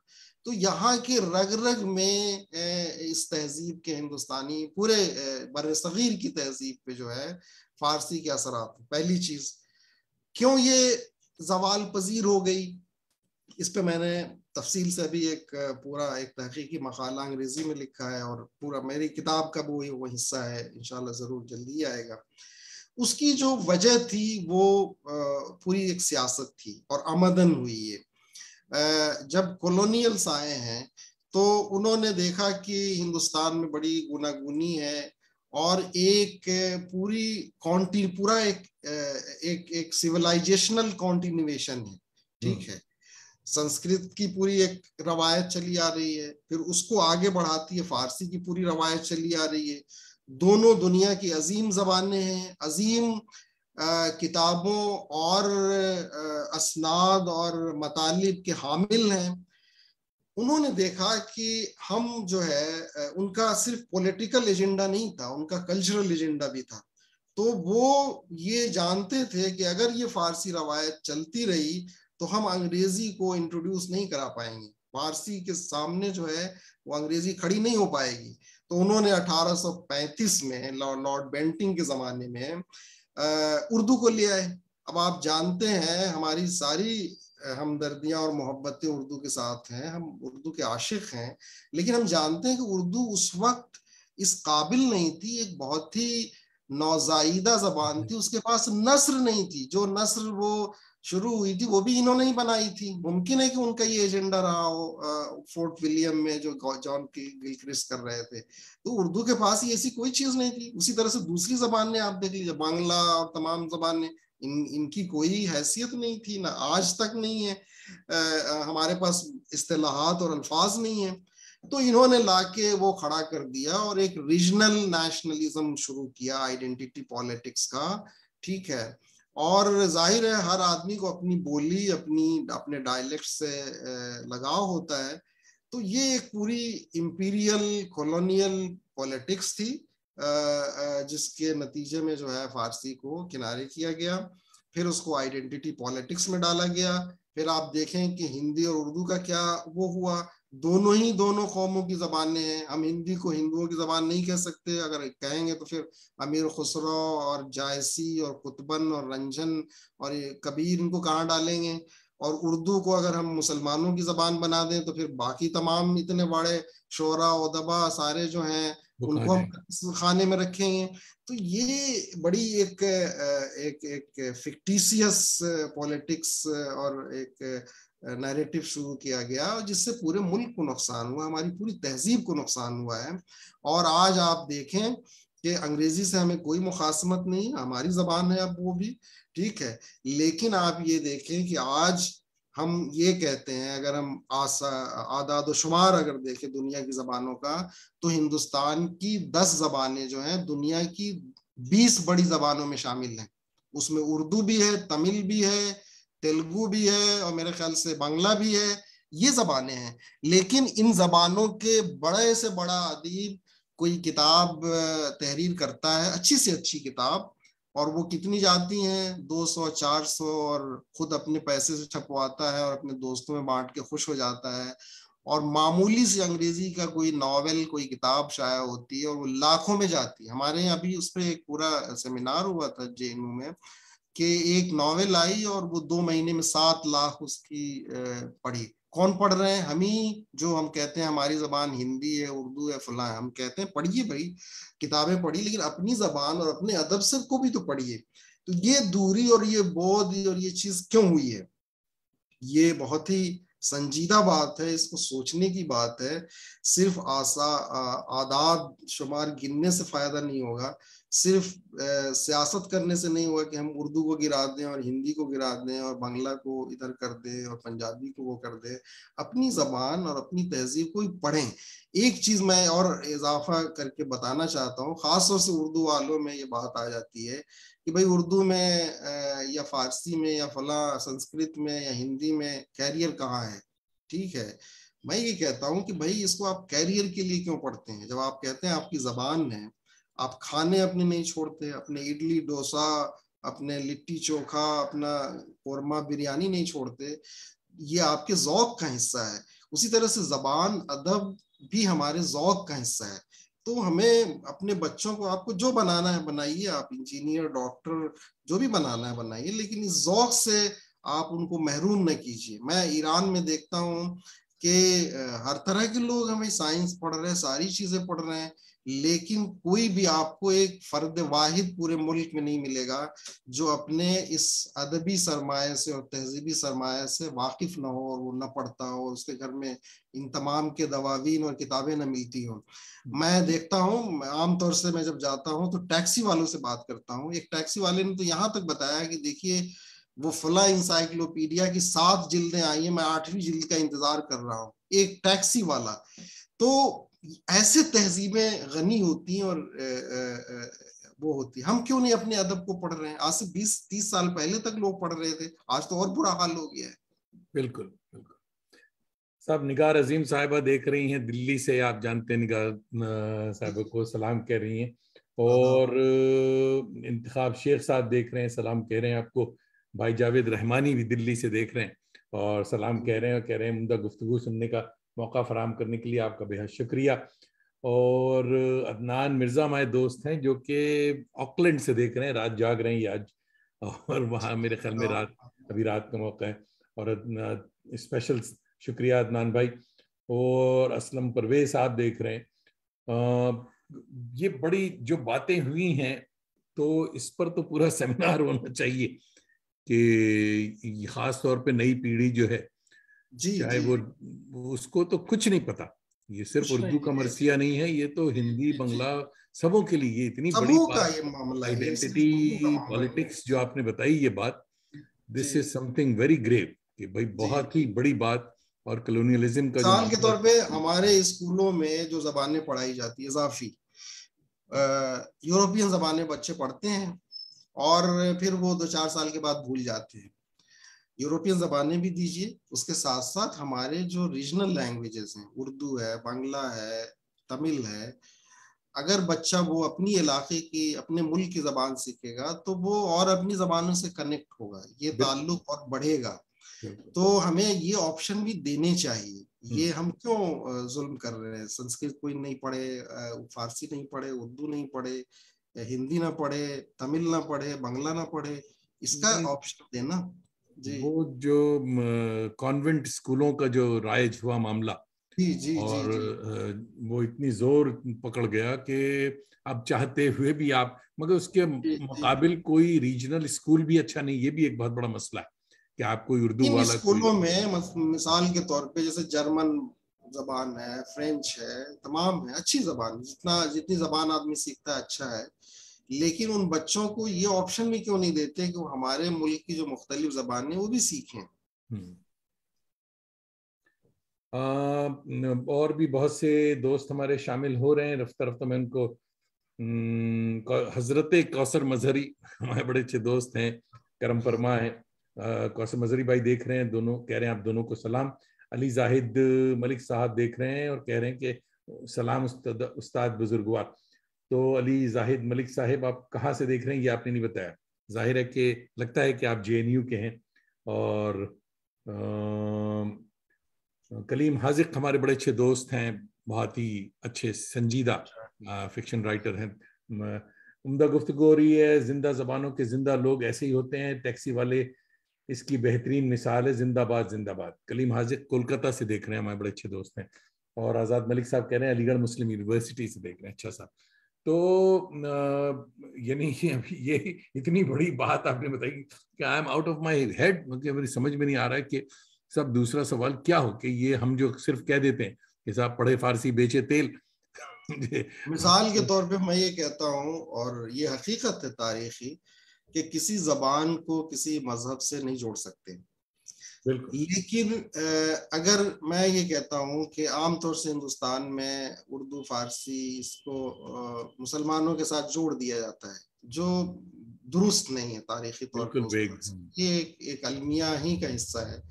लेकिन मैं जाती तौर पे ये आमतौर से कहता हूँ कि अगर फारसी जबान को किसी मजहब से, बर सगीर में अगर किसी मजहब से जोड़ सकते हैं तो वो सिख मजहब है। वो पंजाब का इलाका है। आप वहां देखें कि उनका जो पंजाब है, जहाँ पे ज्यादातर सिख हजरात हैं, वो खुद पंजाब फारसी का लफ्ज है, खालसा फारसी का लफ्ज है, सरदार फारसी का लफ्ज है। गुरु ग्रंथ साहब में बेशुमार फारसी के कोटेशंस है। मैं खुद गोल्डन टेम्पल गया था, वहां पे एक जत्थेदार साहब ने बहुत सारे कोटेशंस मुझे सुनाए। उन्होंने कहा मुझे याद है लेकिन मैं समझता नहीं। मैंने उनके लिए तौज़ीह की। उसी तरह से सबसे बड़ी तारीख की किताब जो है, जो पंजाब का और सिखों का जो सबसे बड़ा पॉलिटिकल फिगर जो हुआ है, रंजीत सिंह, उसकी जो पर्सनल डायरी है वो फारसी में है।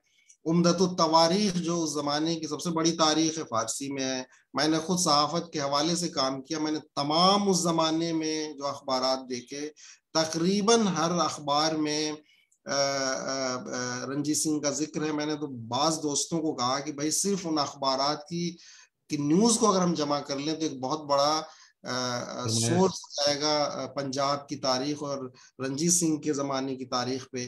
तो ये पूरा एक सरमाया है। और वहाँ बिल्कुल नई बात है साहब, पंजाब जो है एक मरकज रहा है सूफियों का और संतों का और तमाम लोगों का।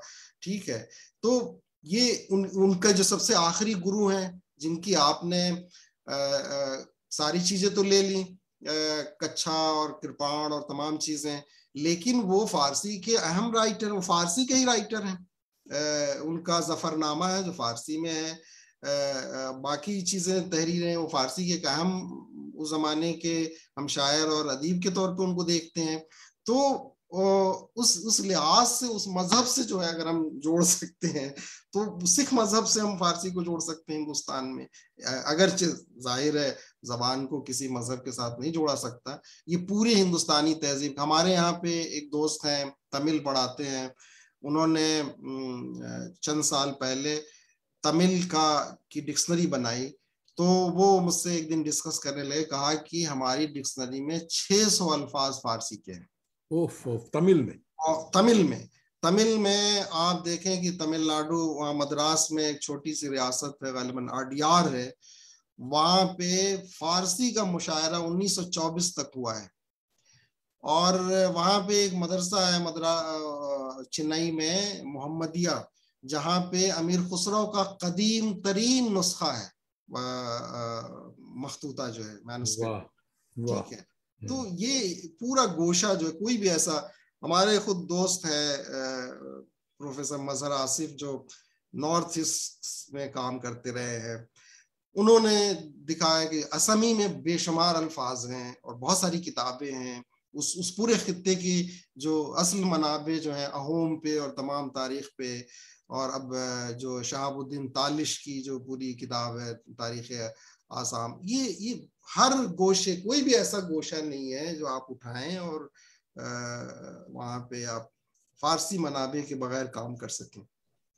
साहब, टोरंटो से हमारी बड़ी भाभी साहिबा कैसर खुर्शीद देख रही हैं और सलाम कह रही हैं आपको, और तबस्सुम सिद्दीक़िया साहिबा कोलकाता से देख रही हैं और आपको सलाम कह रही। बातें जो है मेरी पर्सनली, मैं आपको बताऊं कि फारसी से लगाओ तो उर्दू अच्छी सीखने के लिए आमदनामा और ये फारसी खुद से थोड़ी बहुत जो घर का माहौल था उसमें पढ़ लिया था, मगर यहाँ रहकर भी ईरानी सकाफत और अदब जो है, इनका जो पकवान है, जो मुख्तलिफ केबाब जो कहते हैं, ये जो है ये बड़ा मशहूर है। टोरंटो में भी बड़े ईरानी रेस्टोरेंट्स बड़े अच्छे अच्छे, और इनके कालीने और ये सारी चीजें तो अपनी जगह हैं, मगर साहब यहाँ इनकी नुमाइशें बड़ी अच्छी अच्छी होती हैं कैनेडियन नेशनल एग्जीबिशन में, और घर पे हमने काफी किताबों के साथ साथ बड़ा दिल बड़ा करके कालीने भी खरीदी ईरान की। तो मगर जो किताबों की मैं बात उस पर आ रहा हूँ कि ईरानी किताबों की जो जिल्द है, जिल्द साजी, वो साहब हमने दूसरे, इंडिया तो अभी बहुत बहुत बहुत पीछे है। आपने बड़ा दिलचस्प नुक्ता उठाया है। और आप देखें कि ईरान की आबादी 8 करोड़ है, हमारी आबादी 1 अरब 40 करोड़ के आसपास है। और जब आप आदाद शुमार उठाएंगे किताब की इशाअत का, असल वो इंडेक्स है किसी भी तहजीब या किसी भी कौम के इंटेलेक्चुअल ओरिएंटेशन का, तो पहले नंबर पे अमेरिका आता है, दूसरे नंबर पे मेरे ख्याल से फ्रांस, इंग्लैंड, 7वें या 8वें नंबर पर ईरान है, ठीक है, और हिंदुस्तान उसके बाद है। तो ये चीज है कि ये कौमें क्यों आगे बढ़ी है या उन्होंने अपनी तहजीब को क्यों कर बचा रखा है, ठीक है। उस जहाँ पे किताबें, इंटेलेक्चुअल ट्रेडिशन, अदब, मैं खुद ईरान अक्सर जाता रहता हूँ और देखता हूँ कि छोटे से छोटे शहर और गांव पहुंच जाइए, वहाँ पे अदबी अंजुमने हैं। और मैं एक जगह गया जिसका नाम है ताकिस्तान, ताक कहते हैं अंगूर को, अंगूरों का इलाका है, और अंगूर की वहाँ पे 70 अक़साम हैं। तो हमारे एक दोस्त हैं, उन्होंने एक नशिस्त रखी, तो उस नशिस्त में मैं मेहमान था और वहाँ के मकामी शोरा थे, और उसमें आम लोग जो बिल्कुल दुकान चला रहे हैं, टैक्सी चला रहे हैं, वो आए थे, कुछ ख़वातीन थीं, और उनके अशार सुन के हम क्या, कितनी अच्छी बात है। तो ये चीज बड़ी बड़ी अहम है और इसको जिंदा करने की जरूरत है। आप एक चीज ये भी देखें, मैं अपने बाज दोस्तों से हम जिक्र होता है, ये दिल्ली जो है या अजीमाबाद है, लखनऊ है, रामपुर है, हैदराबाद है, लाहौर, ये सारे जो मकामात रहे हैं, वो अदब और तहजीब के भी मराकिज रहे हैं। और आप देखें कि क्यों रहे, उसकी एक वजह ये थी कि जो पढ़ा लिखा तबका था, जो अदीब थे, असातिजा थे, वो बैठते थे, उनकी मजलिसें होती थी। यही बेदिल हैं। बेदिल फारसी के अजीम तरीन शायरों में से एक है और शहर के बाहर रहते थे, और उनके यहाँ वजीर आजम भी आ रहा है और तमाम अदीब आ रहे हैं, और हफ्ते में एक दिन मेरे ख्याल से जुमेरात को उनके यहाँ नशिस्त होती थी। उस नशिस्त को वो जलसे खुदा शनासी कहते थे। ठीक वाह। है। और उसमें क्या होता था, शेर पे और शेरियात पे और उलूम पे, इस पे बहसें होती थी। खुशबू ने उसकी बड़ी तफसीलात लिखी हैं। और ये चीज थी कि लेकिन वो मजलिसें हमारे यहाँ खत्म हो गई। आप पूरी तरक्की पसंद तहरीक को देख लीजिए, ढाबों में पली है वो तहरीक लखनऊ के, चाहे वो सरदार जाफरी हो, कैफी आजमी हो, हमारे उस्ताद आले अहमद सुरूर हो, या तमाम लोग उन्हीं जगहों पे, सलाम मछली शहरी हो, तमाम लोग वहां बैठते थे और बहसें होती थी। वो चीज कहीं ना कहीं उसकी कमी आई है। वो तरबियत का भी एक बड़ा हिस्सा होता है, तो उसको भी जिंदा करने की बहुत जरूरत है। ये जो आप कह रहे हैं हल्का, जी, हल्का है हल्का है। बाब ज़ौक़, ये जी चीजें जो जी होती जी थी ये जी खत्म जी, हो गई बिल्कुल। ये मुझे खत्म। जी जी जी, बिल्कुल। ये चीजें। अच्छा साहब, सैयदा कमल तारिक साहिबा यंग फिक्शन राइटर हैं, सोशल एक्टिविस्ट हैं, कराची से देख रही हैं और कह रही हैं कि आज बारिश नहीं हुई है, शायद इसलिए प्रोग्राम में आ गई हैं, और कह रही बहुत ही सलाम और बहुत ही उम्दा गुफ्तगू हो रही है। और जनाब कौसर भाई एक बहुत ही इंपॉर्टेंट सवाल पूछ रहे हैं, कौसर मजहरी, कि आज उर्दू वाले फारसी से दूर होते जा रहे हैं, कोई खास वजह है तो जरूर बताएं। खास वजह क्या हो सकती है? खास मुझे लगता है कि खुद या तो ये कि वो क्लासिक को पढ़ना छोड़ दिया है उन्होंने, क्योंकि मैं जहां तक समझता हूँ, आप मीर को, गालिब को, इकबाल को, फैज को, बल्कि बाद के शोरा को, फराज को या फिराक को, आप जो है फारसी के बगैर उसकी दुरुस्त क़िराअत नहीं कर सकते। ठीक है। तो इसका मतलब ये है कि आप खुद उर्दू से दूर हो रहे हैं। हाँ ये बात है। तो ये जो चीज है कि ये सिर्फ फारसी से दूर नहीं हो रहे हैं, उर्दू से दूर हो रहे हैं। और मैं देखता हूँ कि आजकल लोग शेर बल्कि नस्र पढ़ने में मुश्किलें आती हैं। हम खुद कौसर भाई के साथ कई बार बहुत सारे सेमिनारों में बैठते थे और लुकमा देते रहते थे। तो ये चीजें हैं, ये इस चीज को जोड़ना चाहिए। और हम जेएनयू में देखते हैं कि जेएनयू में अच्छी बात है कि हर उर्दू के तालिब इल्म के लिए लाजिम है कि वो एक सेमेस्टर, अगर जो वो कम है, फारसी भी सीखे, और वो सीखते हैं। लेकिन ये मेरे ख्याल से लाजमी करार देना चाहिए तमाम शोबों में। शोबों में। खुद रशीद हसन खान ने लिखा है कि अगर आप उर्दू पे तहकीक करना चाहते हैं, फारसी से। शुद्ध होनी चाहिए।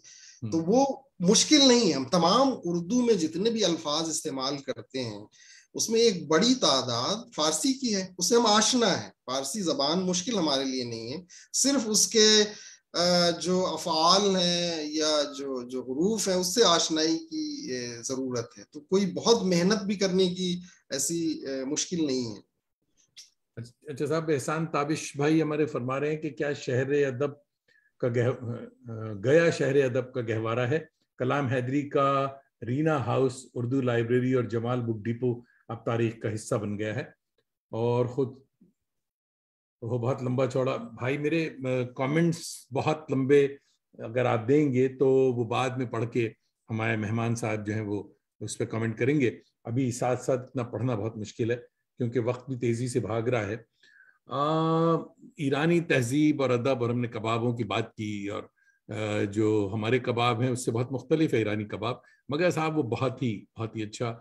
और सजावट भी इनके खानों में जो है वो बहुत ही अच्छी है। तबात का क्या कहना, तबात के साथ साथ इनकी जो ईरानी खत्ताती है, खत्ताती भी बहुत ही खूबसूरत, हमने देख लिया जी, जो पोस्टर्स भी आपने, ईरानी जो जमालियात है, हम जमालियात। जिसको मेन। आम तौर से अगरचे मैं इस इस्तिलाह का मुखालिफ हूँ, इस्लामी कल्चर, इस्लामी आर्ट या इस्लामी आर्किटेक्चर या इस तरह की चीज़ें, आप देखें कि खुद जो ख़त हम इस्तेमाल करते हैं उर्दू में, ये बुनियादी तौर पे अरबी ख़त है, और अरबी ख़त जो थी उसको वो एक शक्ल में लिखी जाती थी, वो थी ख़त कूफी। कूफी में थी। और वो ख़त जब ईरान में आई है, और ईरानियों के पास 3 ख़त थे अरबों के आने से पहले, बल्कि 4 ख़त थे, एक ज़बान के लिए 4 ख़त इस्तेमाल करते थे। उसकी वजह ये थी कि ईरानी सोसाइटी जो है वो 4 हिस्सों में मुनक़सिम थी, और ये भी एक वजह थी कि ईरान मतलब जो है उसने अरबी को अपना लिया, और ये बात चीज़ें हैं। बहरहाल, तो जब उन्होंने ये ख़त अपनाया है तो आप देखें कि उनका जो जमालियाती हिस्सा है उसने इसको कहाँ से कहाँ पहुँचाया। कहाँ पहुँचा है। फिर जो है ख़त रिक़ा, ख़त तालीक़, ख़त नस, ख़त नस्तालीक़, ख़त सुल्स, ख़त बहार, ख़त रेहान, और न जाने कितने ख़त उन्होंने वो कर लिए। और वहाँ पे आप जाइए तो अभी भी स्कूलों में इसका बड़ा रिवाज है, और बड़े बड़े खत्तात हुए, मीर दामाद जैसा बड़ा खत्तात हुआ जो नस्तालीक़ का मीर इमाद उसका बानी माना जाता है, अगरचे उससे पहले उसका रवाज हो चुका था। तो ये चीजें उन्होंने दी हैं, और वही चीज खानों की है, हर जिंदगी के हर शोबे में, लिबास में, मौसीकी में। खुद जो अमीर खुसरो ने मौसीकी को जो इतनी रंगारंगी और गुनागुनी दी, जो एक बड़ी रवायत है हिंदुस्तानी मौसीकी का, उसकी वजह यही है कि वो ईरानी और हिंदुस्तानी मौसीकी का एक तरह से सिंथेसाइज किया है उन्होंने, तो वो बड़ा खूबसूरत पहलू है। अच्छा साहब, उर्दू में अदब अतफाल पर काम हो रहा है, बहुत कम हो रहा है, अभी बहुत काम बाकी है इस पे, मगर ईरान में बच्चों की किताबें सुना बेपनाह मशहूर, और उनकी सर्कुलेशन भी बेपनाह। कुछ इसका बताएं। जी, ईरान में जाहिर है अदब से और ज़बान से अगर अपनी नस्ल को और अपने लोगों को जोड़ना है तो उसके लिए अदब अतफाल का बड़ा रोल है, और ये बड़ा पहलू है। हम सब जिनको उर्दू से शुद्ध-बुद्ध है या उर्दू से लगाव है, उसकी वजह यही है कि हमने बचपन में वो चीज़ें पढ़ी, माइल खैराबादी को पढ़ा, इस्माइल मेरठी को पढ़ा, और इस तरह के बहुत सारे लोगों को पढ़ा। तो आजकल ये कहीं ना कहीं इसकी एक कमी नजर आ रही है कि हम उस तरह से डेडिकेटेड राइटर्स नहीं देखते हैं, बहुत कम हम देखते हैं। उर्दू में ये एक बहुत बड़ा खला है, पैदा हो रहा है। ये इसकी तरफ तवज्जो ईरान में मैं देखता हूँ कि वहाँ पे जो इससे जुड़े हुए लोग हैं उनकी 10-10 लाख किताबें जाती हैं, इस कदर मकबूलियत उनको हासिल है। मैं एक मुशायरे में गया और वहाँ पे एक शायर थे जो बच्चों के लिए लिखते हैं, और वो आए, वहाँ पे बच्चे थे, बच्चे ने जैसे उनका नाम सुना सब उछल पड़े। वो ऐसा मंजर था कि हमें हसरत हुई कि काश कि हमारे यहाँ भी ये चीज होती। तो ये बड़ी चीज है कि बच्चों को उनके ज़ौक़ के मुताबिक किताबें लिखने और उन तक पहुंचाने और उनसे उनको जोड़ना ये एक चैलेंज है, और ये जिम्मेदारी भी है। मसला यही है कि बच्चे हैरी पॉटर को इसलिए जानते हैं कि उसकी सर्कुलेशन, जो आप सर्कुलेशन, हमारे यहाँ उर्दू की सर्कुलेशन बहुत नाकिस है और बहुत ही कम है। अब ये बताइए कि साहब, आपकी उर्दू किताबें उर्दू में भी बेशुमार छपी हैं माशाल्लाह, और ईरान में भी छपी, तो ये रॉयल्टी का जो मामला है, फारसी में रॉयल्टी का मामला कैसा है? फारसी में है प्रोफेशनलिज्म, वहाँ पे है, और कई बार जैसे हम मकाले लिखते हैं, या मैं एक वहाँ के उससे भी जुड़ा हुआ था, वहाँ पे एक इंसाइक्लोपीडिया तैयार हो रहा है, तो मैं देखता था कि उसके लिए अच्छी रॉयल्टी या रकम जो है वो राइटर्स को देते हैं। हमारे यहाँ जो मसला है वो मैं हमेशा कहता हूँ और माजरत के साथ कहता हूँ कि हमारे यहाँ पब्लिकेशन नहीं रहा है।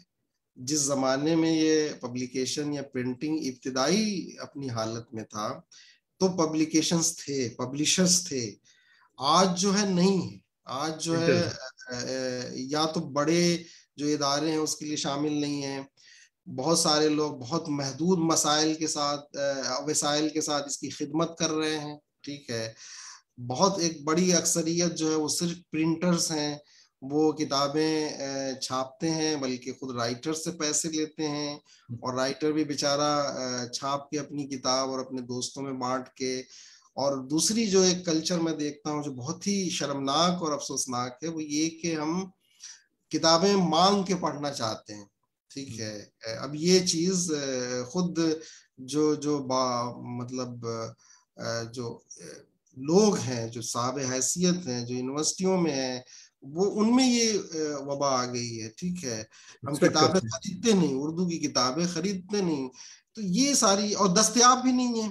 ये भी एक मसला है कि मान लिया कोई आदमी इंदौर में बैठा हुआ है या कलकत्ते में बैठा हुआ है, उसको रिसाई नहीं है, क्योंकि पब्लिकेशन जो होता है उसका काम यह है कि हर कारी तक हम उसकी इत्तला पहुंचा दें, कोई भी पब्लिकेशन है, और इसका एक सिलसिला हो कि वो अगर चाहे तो उसको मिल जाए। ये है, बहुत सारी खबरें आती हैं कि खुद एनसीपीएल ने मसलन मालेगांव जैसे छोटे से शहर में किताब का एग्जीबिशन लगाया और लाखों में किताबें बिकी। तो ये ऐसा नहीं है कि लोगों में उसकी तिश्नगी नहीं है, चाह नहीं है। तीसरी जैसे मिसाल के तौर पे एक साहब थे प्रकाश पंडित, उन्होंने अकेले तने तनहा किताबों को इतना मकबूल किया। बहुत सारी क्लासिक किताबें बहुत सस्ते दामों पे पॉकेट बुक साइज में हर रेलवे स्टेशन पे मिल जाती थी और लोग पढ़ते थे। एक आम कारी जो है वो ऐसे चाहेगा कि सस्ते पे उसको कोई किताब मिल जाए जो उसके ज़ौक़ की तस्कीन हो, उसको पीएचडी और थीसिस नहीं लिखनी है, मकाला नहीं लिखना है। तो ये भी एक काम है पब्लिकेशन का जो हमारे यहाँ नहीं है। हमारे दोस्त आसिफ नकवी साहब अलीग साथी हैं हमारे, और देख रहे हैं ये नोएडा से। आसिफ कह रहे हैं, सलाम कह रहे हैं बहुत मालूमाती और कारामद गुफ्तगू चल रही है, मुबारक। साई नवाज बमरूस भाई हमारे बड़े अच्छे दोस्त हैं, कुवैत से देख रहे हैं, तो आपको सलाम कह रहे हैं और कह रहे हैं कि बहुत ही अच्छा मौजू, और मेरी तरफ से तमाम टीम को सलाम। अच्छा, तो ये मसला सारा का सारा जो है वो रॉयल्टी का इसलिए है कि इसको यानी सर्कुलेशन नहीं है, पहली बात ये, खरीदने का सिलसिला ख़त्म है, उस्तादों में ख़रीदारी नहीं होती। हमारे यहाँ देखिए कनाडा बहुत ही छोटी सी आबादी है उर्दू वालों की, मगर यहाँ हम लोगों ने एक सिलसिला कम से कम कर लिया कि किताबें जो इजरा होती है, जो किताबों का फंक्शन होता है, उसमें वो $20 की किताब रखी जाती है, चाहे वो 25-30 किताबें ही हों, मगर वो किताबें बिक जाती हैं। और उससे भी अच्छी बात ये हुई है कि जो किताब यानी रिलीज कर रहा है वो भी किताब खरीद लेता है। बड़ी ये चीज है। और हमें एक चीज और भी करना चाहिए कि हम तोहफे में देना बंद गुलदस्ते करें। देते हैं और सब। मैं अपने अगरचे मैं शादी वगैरह के फंक्शन में बहुत कम जाता हूँ, मैं एक शागिर्द के अपने शादी में गया, तो मैंने एक किताब की 5 जिल्दें तोहफतन उसको दी, और हमने कहा कि भाई बहुत सारी चीजें लोग देते हैं, बेहतर यह है कि ये रवाज डालें कि लोग एक दूसरे को किताबों का तोहफा दें। किताबों का तोहफा दें, बहुत अच्छे। जी हाँ, जी हाँ। और सालेहा रशीद साहिबा अब ये भी आई हैं, आपकी फारसी की कलीग हैं, इलाहाबाद यूनिवर्सिटी की हेड है फारसी की, और हमारी बड़ी अच्छी करम फरमाओं में है। और जनाब आपने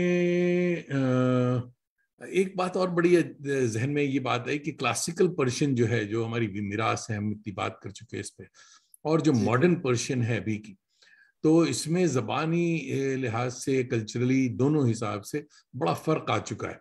हम तो वो पुरानी स्क्रिप्ट लिए बैठे हैं, मगर ईरान में वो चीज़ें अब जो हमारे, मैं इसलिए बता रहा हूँ कि हमारे बहुत से ईरानी दोस्त जो यहाँ हैं, वो उनकी ज़बान, वो कहते हैं कि नहीं साहब ये चीज़ें अब चेंज हो चुकी हैं। तो आप जब ईरान के सफ़र में निकलते हैं, जाते हैं, तो कैसा तजुर्बा होता है, यानी रोज़मर्रा के बोल चाल में और उसमें? देखिए, कोई भी जो बड़ी जबान होती है और अगर उसका जोग्राफियाई फैलाव बहुत ज्यादा है तो उसमें बहुत सारे डायलेक्ट्स होते हैं, बहुत सारे लहजे होते हैं। फारसी किसी जमाने में तकरीबन पूरे एशिया की लिंग्वा फ्रैंका होती थी, इस्तांबुल से लेके बर्र सगीर तक और सेंट्रल एशिया से लेके ईरान तक इसकी जबान थी।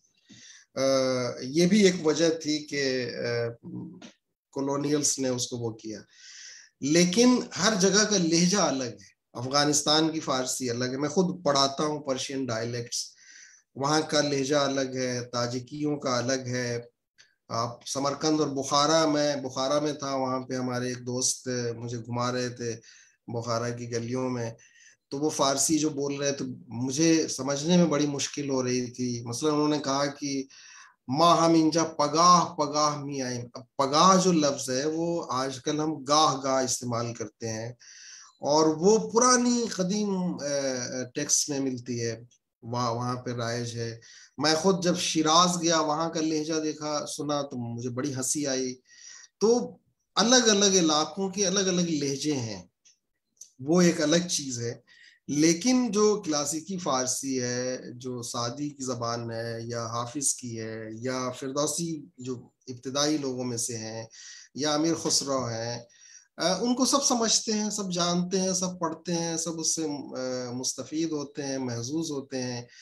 आजकल जो जबान खास तौर से जो लिखी जा रही है, जाहिर है ईरान में चूंकि एक जिंदा जबान है और जिंदा जबान की खूबी ये भी है कि वो उसमें तब्दीलियां आती हैं। हम खुद आज से 200 साल पहले की जो उर्दू जबान है उनको समझने में मुश्किल होगी, आज की जो उर्दू जबान है उसमें तब्दीली आ चुकी है। जो इब्तदाई है उसको तो बिल्कुल ही, जैसे मुल्ला वजी को हम देखें तो उनको तो पढ़ना और समझना दोनों मुश्किल काम है। तो ये चीजें होती रहती हैं, वो कोई बड़ा मसला मेरे ख्याल से नहीं है। और मेरी खुद अपनी तरबियत तो जदीद फारसी में हुई है और क्लासिकी से लगाव रहा है, और हिंदुस्तानी फारसी पे हमारा काम है बेदिल खास तौर से, और जो यहाँ की पुरानी टेक्स्ट है मैं खुसरो वगैरह। तो ये एक अच्छी बात है कि मुझे इन तमाम चीजों से आशनाई, और मैं खुद डायलेक्ट्स पढ़ाता हूँ तो उन डायलेक्ट्स से भी आशनाई है। बहुत अच्छे, बहुत अच्छे। ये चीज है। अच्छा साहब, मजाज ने कहा, बेदिल, अभी आपने कहा तो बेदिल पे याद आएगी कि मजाज ने कहा था कि बेदिल जो है नई नस्ल के लिए एक बहुत बड़ा चैलेंज है। चैलेंज है जी। तो बेदिल शनासी के बारे में आप क्या कहें? बेदिल वाकईतन एक चैलेंज है, और बेदिल को लोग डिस्कवर कर रहे हैं। बेदिल जो है हिंदुस्तान का शायर है, लेकिन हिंदुस्तान में फरामोशुदा हो चुका है तकरीबन।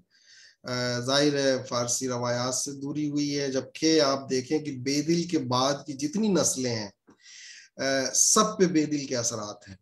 और इकबाल जैसे शायर ने कहा था गालिब के बारे में, जो गालिब बड़ा अहम शायर है और बेदिल का फॉलोअर है, कि बेदिल गालिब जो है वो बेदिल को समझने से कासिर रहे हैं।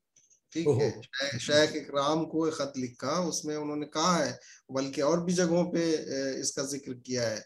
तो बेदिल का मामला ये है कि बेदिल पूरी फारसी और हिंदुस्तानी दोनों जो रवायात हैं, और जो जो इस्लामी और सनातन जो रवायात हैं, वो बेदिल के बारे में खुशगो कहता है कि आसमान के नीचे कोई इल्म नहीं है जिससे वो आशना ना हो, इतना बड़ा आलिम है वो।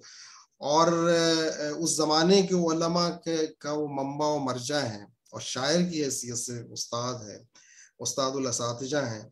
तो उनकी तफहीम के जो मसला है वो जैसे अफगानिस्तान में उनके बड़े फॉलोअर्स हैं, बल्कि एक पूरा एक कह सकते हैं कि एक पूरा एक मसलक के तौर पे उनको एक पूरा ग्रोह है जो बेदिलिया कहलाता है। ठीक है, हर जुमेरात को उनके अशार पढ़ते हैं और जमा होते हैं। सेंट्रल एशिया में और ताजिकिस्तान में उनके बड़े आशिक हैं। पिछले कुछ सालों में 25-50 सालों में ईरान ने उसकी तरफ बड़ी तवज्जो की है, और ईरानी लोग जो हैं उसकी तरफ मुल्तफित हुए, अगरचे उसकी बहुत सारी वजूहात हैं, लिसानी भी, तारीखी भी, और खुद जो मौजूदा ईरानी फारसी है, जदीद फारसी है, वो एक नए लहजे, नए जबान, नई लफ्जियात, नए तरकीबात की जुस्तजू में है। और उस जुस्तजू में वो बेदिल की तरफ जाते हैं। बेदिल जो है वो खल्लाक है तरकीबात का और उसका। आप देखें कि इकबाल जैसा शायर, उनके यहाँ बहुत सारे इस्तिलाहात है, मैंने उस पर लिखा भी है कि बहुत सारी जो इस्तिलाहात है इकबाल की, बांगे दरा, यदे बैजा और इस तरह की जितनी इस्तिलाहात है वो सब बेदिल से उठाते हैं वो। ठीक है, तो बेदिल वाकईतन एक चैलेंज है। और खुद बौसानी एक स्कॉलर है इटालियन फारसी का, वो कहता है कि अगली सदियों का शायर बेदिल है। तो ये है। और मजाज और खुद हमारे दोस्त अहमद फराज, वो मुझसे कहा करते थे कि भाई बेदिल का इंतखाब मेरे लिए तैयार कर दो। तो उन्हीं के इसरार पे मैंने शुरू भी किया, लेकिन उनका इंतकाल हो गया तो वो मैंने फिर बीच में छोड़ दिया। और वो एक गजल सुनाया करते थे जिसकी रदीफ थी, कहीं दूर पास निकल के रो। तो वो बुनियादी तौर पे बेदिल से मुतासिर होकर उन्होंने वो गजल कही थी। और हम लोग जब बैठते थे, अक्सर हमारी मुलाकात, जब भी दिल्ली आते तो हम अक्सर बैठते थे। तो वो एक गजल है बेदिल की, इसमें कहते हैं कि हमा उम्र बात कदह जदी मुनरफ्त रंज खुमारे माँ चे कयामती के नमी रसी जे किनारे माँ बे किनारे माँ। तो इस तरह की जो चीजें हैं, बेदिल वाकईतन एक दुनिया है, और उसकी तफहीम और उसको समझना और कम से कम उससे आशनाई जरूरी है। अच्छा भाई, हुसैन अख्तर नकवी साहब देख रहे हैं और आपको सलाम फरमा रहे हैं कि अखलाकान भाई को सलाम। और ईरानी यानी क्लासिक में गालिब का क्या मकाम, यानी हिंद से बाहर गालिब के फारसी कलाम को पढ़ाया या निसाब का हिस्सा बनाया गया? अगरचे गालिब को अपनी फारसी शायरी पे बड़ा गुरूर था, होना चाहिए था, बड़ा अहम शायर है फारसी का, लेकिन गालिब का जो अहद है और गालिब के बाद जो जिस तरह की तब्दीलियां आ गई, उसकी वजह से गालिब इस मामले में बदकिस्मत है कि बेदिल की तरह ही, बेदिल को तो फिर भी सेंट्रल एशिया में आज वो हो गई, उनको रिकॉग्निशन हो गया, लेकिन गालिब का नहीं हो सका। मैंने एक बार इस बारे में जिक्र किया था कि ईरान में अपने एक इंटरव्यू में जो लाइव आ रहा था, तो हमने कहा कि ये बड़ा अलमिया है कि दो बड़ी अजीम हमसाया तहजीबें हिंदुस्तान और ईरान आपस में इंगेज नहीं कर रहे हैं। तो वहाँ के बड़ी शख्सियत है, इल्मी और अदबी शख्सियत, उन्होंने मुझसे कहा कि हमारे रिश्ते तो हिंदुस्तान से बड़े अच्छे हैं। तो मैंने कहा कि नहीं, मेरा मतलब ये नहीं था, मेरा ये है कि जो तहजीबी और अदबी रिश्ते हैं। तो उन्होंने कहा कि मिसाल कहें, तो मैंने कहा कि देखिए, गालिब जितना बड़ा शायर ईरान में कोई नहीं जानता। ये चंद लोग जानते होंगे यूनिवर्सिटियों में जो हिंदुस्तानी फारसी के हवाले से काम करते हैं, लेकिन आम लोग तो नहीं जानते, या आम जो अदब से भी आशना लोग हैं वो भी नहीं जानते, अदबी काम करने वाले। उसी तरह से गालिब के बाद बहुत सारी शख्सियात हुई हैं हिंदुस्तान में, खुद फारसी में भी और फारसी के अलावा दूसरी जबानों में भी, लेकिन इकबाल और टैगोर को अलावा किसी को नहीं जानती दुनिया, और उनको भी मगरिब के हवाले से वो रोशनास हुए हैं ईरान में। उसी तरह से ईरान में इन 200 सालों में बहुत बड़ी बड़ी शख्सियात हुई हैं अदब और उसकी उसमें, यहाँ पे कोई नहीं जानता, उनसे कोई नहीं आशना है, बहुत कम लोगों से आशना है। तो ये एक जो लिटरेरी और कल्चरल जो इंटरैक्शन है, जो बर्र सगीर और ईरान और सेंट्रल एशिया में हमेशा से था, ठीक है, और ये सिर्फ इस जमाने में जिसको हम अहद वस्ता कहते हैं उस जमाने से नहीं था, कदीम जमाने में भी। आप देख लें कि बुखारा जो है, बुखारा का नाम ही पड़ा था बिहारा से, यानी ये वो जगह बनी। बुखारा बड़ी अजीब सी जगह है, बहुत ही कमाल की जगह है, बहुत ही वाइब्रेंट है, बहुत ही इनकलाबी जगह है।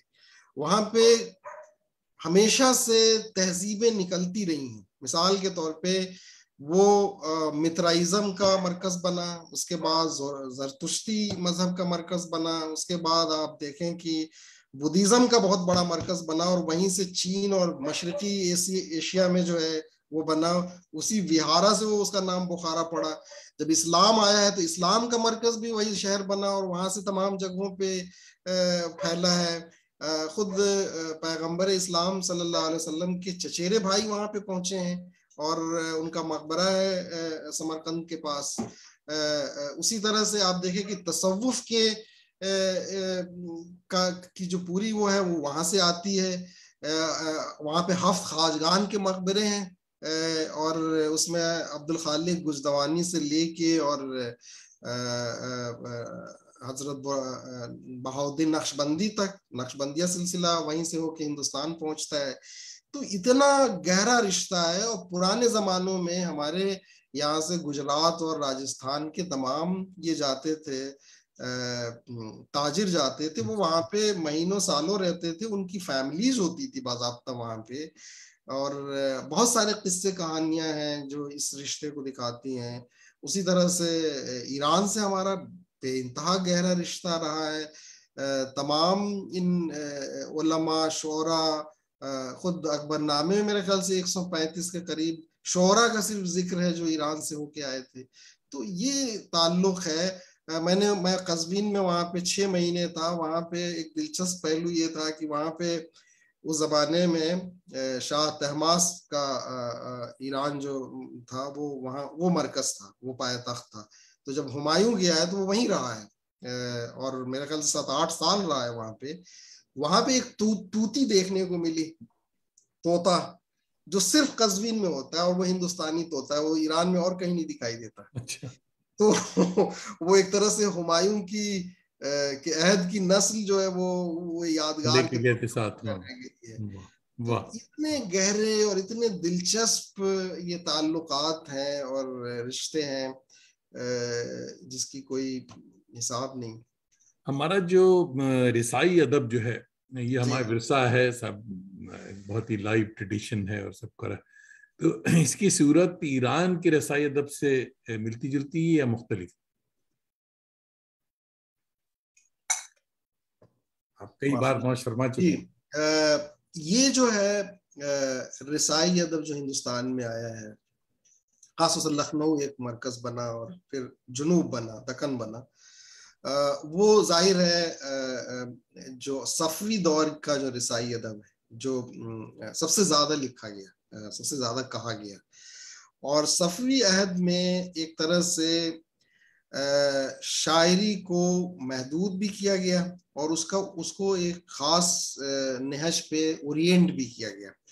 और उन्होंने कहा कि उससे पहले ये रवाज था कि बादशाहों की तारीफ में कसीदे लिखे जाते थे, कसीदे कहे जाते थे। बादशाह खुद शायरों के लिए भी एक पेशे के तौर पे था, और उनको अपने हुनर दिखाने का सबसे बड़ा सिंफ जो था वो कसीदा था, उसमें अपनी महारत दिखाते थे। तो सफवी बादशाहों ने कहा कि हम इसके मुस्तहक नहीं हैं कि हमारी तारीफ की जाए। मुस्तहक जो है वो खुदा हैं, उनके रसूल हैं और अहले बैत हैं। तो इस हवाले से यानी मजहबी शायरी की तरफ वो किया गया। और ये भी एक वजह बनी कि बड़ी तादाद में जो शोरा है, और जाहिर है शोरा अपने ज़माने के एक तरह से फ्री थिंकर्स होते हैं, तो वो एक बड़ी बड़ी तादाद जो थी वो महाजरत करके हिंदुस्तान आ गई। और लेकिन वहां पे एक बड़ी तादाद शोरा की रही, जिसमें मोहतशिम काशानी एक बड़ा नाम है, विसाल शिराजी है, या इस तरह के बड़े शोरा है जिन्होंने मरसिए की तरफ तवज्जो की और आशुराई और करबलाई मौजूआत पे शाहकार कारनामे किए हैं, जो जो जो पढ़ने से ताल्लुक रखते हैं, और वो हमारे अदब का, खासतौर से फारसी अदब का बड़ा हिस्सा है। तो वो सिलसिला फिर जो है दराज होके जो ईरान के जो शोरा दक्कन में आए, क्योंकि दक्कन में बहमनियों के बाद, बहमनियों के जमाने में भी और बहमनियों के बाद 3 रियासतें ऐसी थी जो आफाकियों की थी, और आफाकी जो थे वो बुनियादी तौर पे ईरानी थे। तो वहां पे रसाई अदब बहुत उरूज पाई, फिर वो उससे जो है हिंदुस्तानी जबान में आई। ये लखनऊ एक बड़ा मरकज बना, खानदान जो इज्तिहाद है गफरान माब का वो वहां से आया। फिर उनके जरिए जो है रसाई अदब को और उस पूरे सिलसिले को वहां पे रवाज हुआ। और फिर अनीस जैसी शख्सियत मिल गई, जो जिसने अनीस और दबीर और तमाम बड़े शोरा वहां पे मिले, जिन्होंने इस सिन्फ को बामी उरूज पे पहुंचाया, जिसके बारे में शिबली जैसे शख्स ने अनीस और दबीर के हवाले से लिखा है और कमाल का लिखा है। तो मगर ये सवाल वही रहता है कि अनीस और दबीर को हम जितना पूछते हैं कि भाई वाकई है, ये अनीस और दबीर के मरासी या इनके जो कलाम है, ये इनकी जो पूरी ट्रेडिशन है, ये ईरान में उसको किस नजर से देखा जाता है? चूंकि ये उर्दू में है तो हाँ, इसलिए जो है जाहिर है वहां पे नहीं नहीं ये नहीं वो बात होगा। नहीं हो सकती। जी हाँ। जी जी, बल्कि इनका जो फारसी कलाम भी है, खुद दबीर का जो फारसी कलाम है, जो हाल ही में मेरे ख्याल से तकी आबिदी साहब ने एडिट किया है, वो भी पता नहीं ईरान में उस तरह से अभी तो रोशनास नहीं हो पाया नहीं है। हुआ होगा, बल्कि हाँ। हमारा बहुत बड़ा जो फारसी का पूरा अदब है, बेदिल के बाद खास तौर से उस पे काम होना बाकी है। अमीर खुसरो जो हमारा सबसे बड़ा शायर है, उसके दवावीन अभी तक नहीं छपे। इतनी बड़े बड़े सेमिनार हो गए, सारी चीजें हो गई, हमारे इदारे भी उसकी तरफ तवज्जो नहीं करते। तो ये चीजें तो हैं। फाकिर अहमद साहब देख रहे हैं यूएस से, सलाम to both of you and viewers, beautiful and productive conversation. शुक्रिया हुजूर। हमारे रुकनुद्दीन भाई देख रहे हैं जेएनयू, तो ये नहीं पता कि अभी जेएनयू में है या गांव में है, मगर वो भी देख रहे हैं। ईरानी फिल्में जी सब बहुत ही, मुझे बहुत बेहद पसंद। ये एक एक मिनट की शॉर्ट फिल्में जो हुआ करती हैं, वो जी जी इस कदर अच्छी और इस कदर बामानी, और जो रियल फिल्में हैं वो तो अच्छी ही हैं।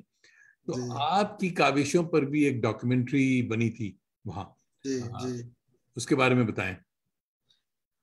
और ईरानी जो फिल्में और मीडिया और टेलीविजन है, उससे और थिएटर। उनका ताल्लुक रहा है। हम्म। और मेरे मशवरे पे उन्होंने कोई 30 डॉक्यूमेंट्रीज बनाई, ओहो। वो जो जिसमें ये था कि वो शोरा जो महाजरत करके हिंदुस्तान आए, मिसाल के तौर पे उर्फी शिराजी और गजाली मशहदी और तालिब आमली, इस तरह के बेशुमार शोरा, उन पे 15 एपिसोड बनाए, जिसमें आधे में मैं तकरीबन शामिल हूँ। उसी तरह से हिंदुस्तानी निजाद शोरा, जिसमें अमीर खुसरो, बेदिल, गालिब, इस तरह के शोरा शामिल हैं, उन पे 15 एपिसोड बने। उनमें भी मैं कई सारे एपिसोड में शामिल रहा।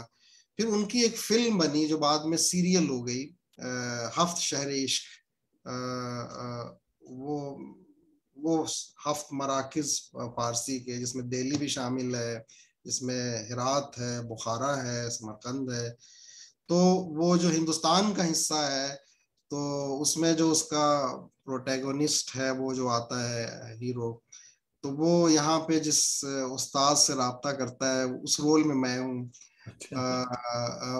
उसी तरह से वहाँ के फिल्म इंडस्ट्री के लोगों से मेरा जाती ताल्लुक है। बड़े सारे मेरे दोस्त अहबाब हैं। और मैंने वहाँ पे देखा कि हमारे यहाँ जैसे, हमारे यहाँ भी लोग बहुत सारे एक्टर्स हैं, जैसे नसीरुद्दीन शाह और इस तरह के लोग हैं, जिनका थिएटर से भी ताल्लुक है गहरा। थिएटर के बड़े आर्टिस्ट हैं और फिल्मों के भी हैं। उसी तरह से ईरान में ज्यादातर, मेरे ख्याल से वहां पे अक्सरियत जो है वो थिएटर से होके आते हैं। मेरी एक बड़ी अच्छी दोस्त है और वहाँ की बहुत ही मकबूल और अहम एक्ट्रेस हैं, लादन मुस्तफी। तो उनको मैंने देखा कि वो थिएटर की भी बहुत बड़ी आर्टिस्ट हैं, और उन्होंने एक ड्रामा किया था जिसका नाम था सुकरात। और वो मैं उनके घर पे ही था, फिर माजंदरान के इलाके में। और उन्होंने कहा कि वो वापस आ गई, मैं वहीं पे रुक गया। उन्होंने कहा कि जब आप तेहरान आए तो जरूर वो देखें। तो मैं आया और मैंने जब वो ड्रामा देखा तो मैं दंग रह गया।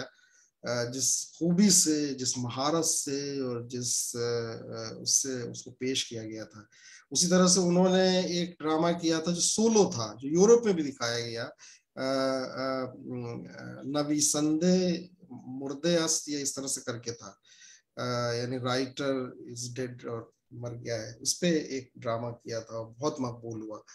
तो जो जो कई हफ्ते चलते हैं और पूरी पूरी वो ऑडिटोरियम भरी रहती है खचाखच।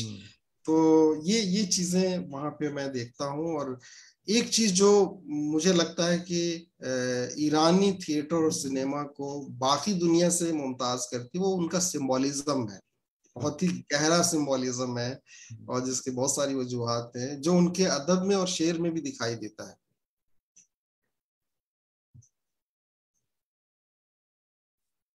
अच्छा सर, उर्दू में यानी फारसी, उर्दू में तो शायरी आप करते ही हैं, मगर आपने किताब में देखी कि सब नमाज इश्क फारसी की गजलों का भी मजमुआ सामने आया है।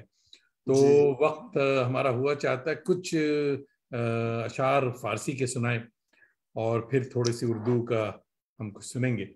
और अब जो हजरात कमेंट कर रहे हैं, वक्त बहुत कम है, तो बाद में उस कमेंट पे बात होगी। तो मैं एक गजल के चंद अशार फारसी के आपकी इजाजत से और तमाम खिदमत में अर्ज कर रहा हूँ। रफ्ती बेसहन इश्को मनम दर दयार हिज्र, रफ्ती बेसहन इश्को मनम दर दयार हिज्र, तो दर जवार मस्तियो मन दर किनार हिज्र। इन चीस्त जबरो कद्र के मारा बेजोर अक्ल, मगलूबे दर्द व रंज कुनद दर क़िमार हिज्र। किस्मत नबूद ताकि बेनोशम ज़े जाम तो अज़ मए विसाल बेचश मन ज़े नार हिज्र। तन्हा मनम मुसाफिर इंजाद गरीब, तन्हा मनम के खम शुदेम ज़ेर बार हिज्र। शुक्र खुदा के शुक्र मनो मस्तियम यकीस्त, शुक्र खुदा के मस्त शुदम दर खुमार हिज्र। मेरे ख्याल से सारे ही अल्फाज ऐसे हैं जिनसे हम आशना हैं। तो ये गजल की शेरी मजमे भी आपके हैं काफी, जिसमें जी सुरूर और मस्ती और सोचने पे पहरा है, ये जी सब जी नाम। तो इस में से किसी की गजल। एक तो मेरी अभी जो है मंजूमात का एक मजमुआ आ रहा है खराबात के उन्वान से। हाँ, बताया आपने, मुझे इसका नाम बहुत पसंद आया। जी जी जी। तो मैं इसमें से एक नज्म आपकी इजाजत से, किसी नज्म है, फलस्तीन उसका उन्वान है। वाह। हम जानते हैं कि आपने भी एक उस पे हवाले से बड़ा अहम वो किया था कि ये कई नस्लें गुजर गई, एक सदी होने को आई और ये पूरी इंसानियत के लिए एक नासूर बना हुआ है मसला। जब से हमने संभाला है होशो खिरद, आहो नाले फलस्तीन के कानों में है, और हम ही नहीं हमसे पहले भी सब इनकी चीखें कराहें भी सुनते रहे। सारी मिल्लत जहां के सभी इंसुजिन, हाय मजलूमियत जुल्म देखा किए। बहसो तमहीस जलसे जुलूसों में सब, ये नहीं वो नहीं कहते सुनते रहे। एक मुद्दत हुई कितनी नस्लें मिटी, जो हुई खाक में दफन मजलूम थीं। तुम जो देखो अगर अदल की आंख से, और जो दिल कहेगा वो सुन लो अभी। जुल्म की सबसे बुनियादी बुनियाद तुम, मिल्लते शस्त किश्वर गुलामान खम, जिनकी नामर्दियों बुजदिली से सितम, जुल्म इजबार के भेड़िए पल रहे। ना खलफ हो तुम्हारी ये तकसीर है, और गर्दन में जिल्लत की जंजीर है। से हमने संभाला है होशो खिरद। वाह वाह वाह। और आपकी इजाजत से एक गजल के चंद अशार अगर इजाजत दे।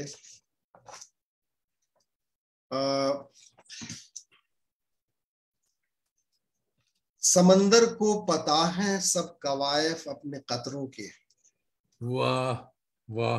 समंदर को पता है सब कवायफ अपने कतरों के। मेरा दिल जिसके दस्ते बेकरामे है वो मैं जानूं। वाह वाह वाह, बहुत। मेरा दिल जिसके दस्ते बेकरामे है वो मैं जानूं। और हुई मुद्दत के पीते हैं उसी मैखानो खुम से। वाह। हुई मुद्दत के पीते हैं उसी मैखानो खुम से।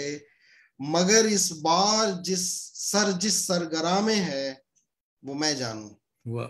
मगर इस बार जिस सरगरा में है वो मैं जानूं। और नया तो छुपा बैठा हूं और नजरें लगाए चश्मो अबरू पर। जो अब के नाविके जाकन कमा में है वो मैं जानूं। और नया तो है नहीं ये तजर्बा वस्लो विसालत का। नया तो है नहीं ये तजर्बा वस्लो विसालत का।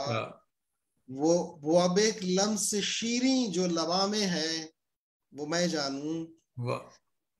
और बहुत है आरज़ुए गुफ्तगू इजहार हालत की। तड़पता हर्फ मतलब एक ज़बां में है वो मैं जानूं। और इबादत हाय मख्फी गिरियाजारी अश्क अफशानी। इबादत हाय मख्फी गिरियाजारी अश्क अफशानी। मगर एक बात जो शोरे अज़ामे है वो मैं जानूं। क्या बात। ये सब हर्जा सराई गुमरही आवारगी यकसू। अज़ा जो सजदे दारे बुता में है वो मैं जानूं। क्या बात। का शेर अर्ज है कि कहा फिरते हो आहन जी लगाए जी बुझाए से।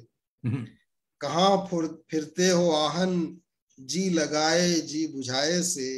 न पूछो आलमे दिल जिस फुगा में है वो मैं जानूं। क्या बात है, सुभान अल्लाह। क्या इनायत, बहुत अच्छे, बहुत अच्छे। अच्छा साहब,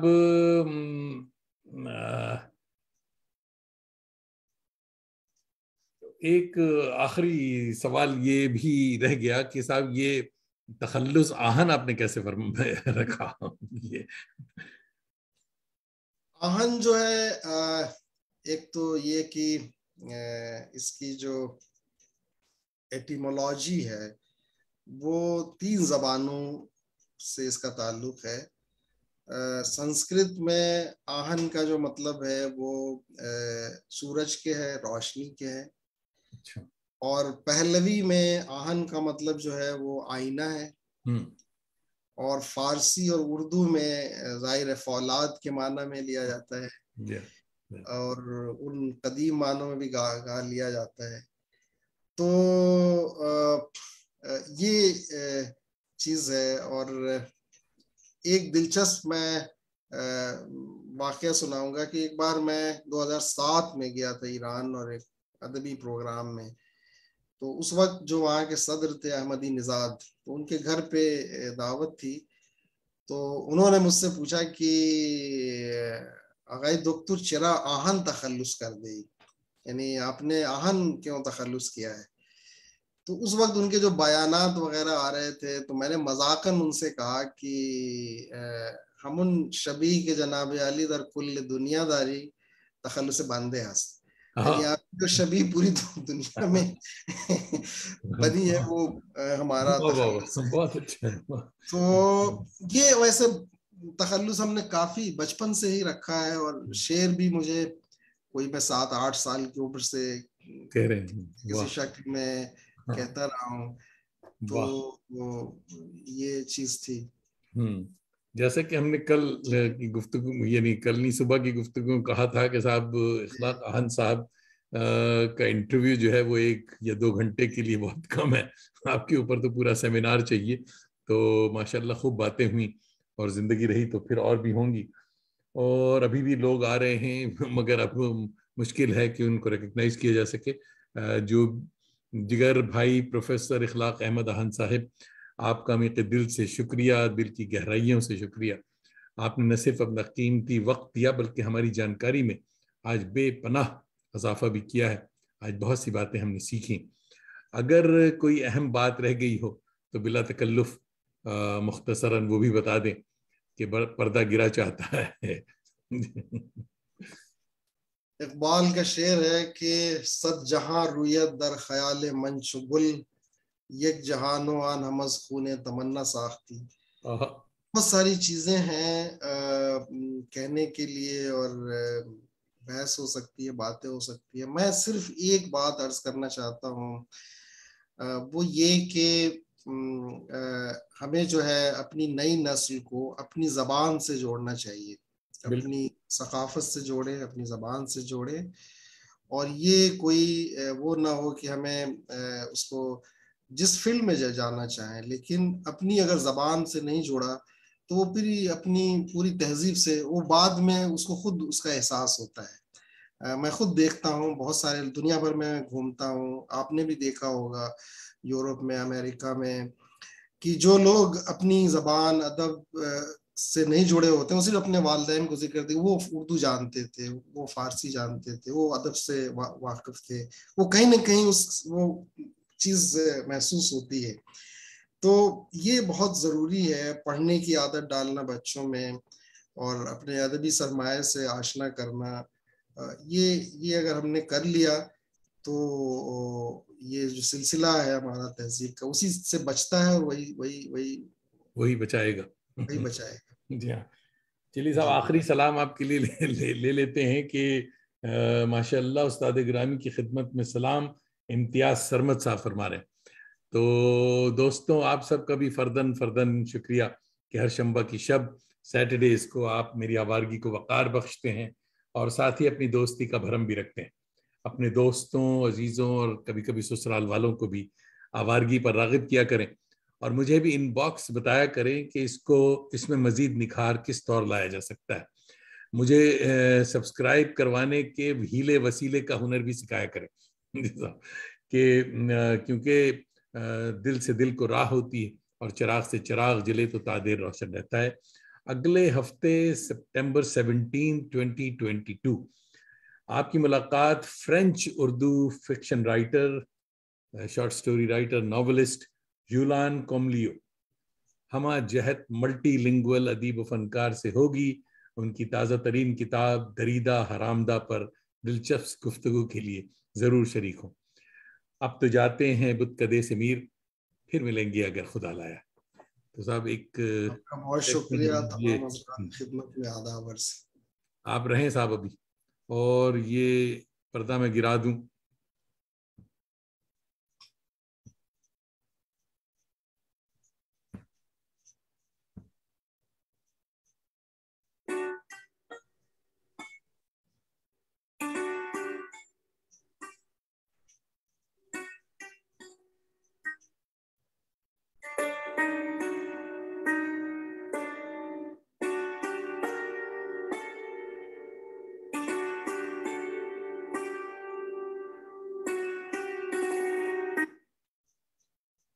दोस्तों, नवाजिश करम खुशबाश।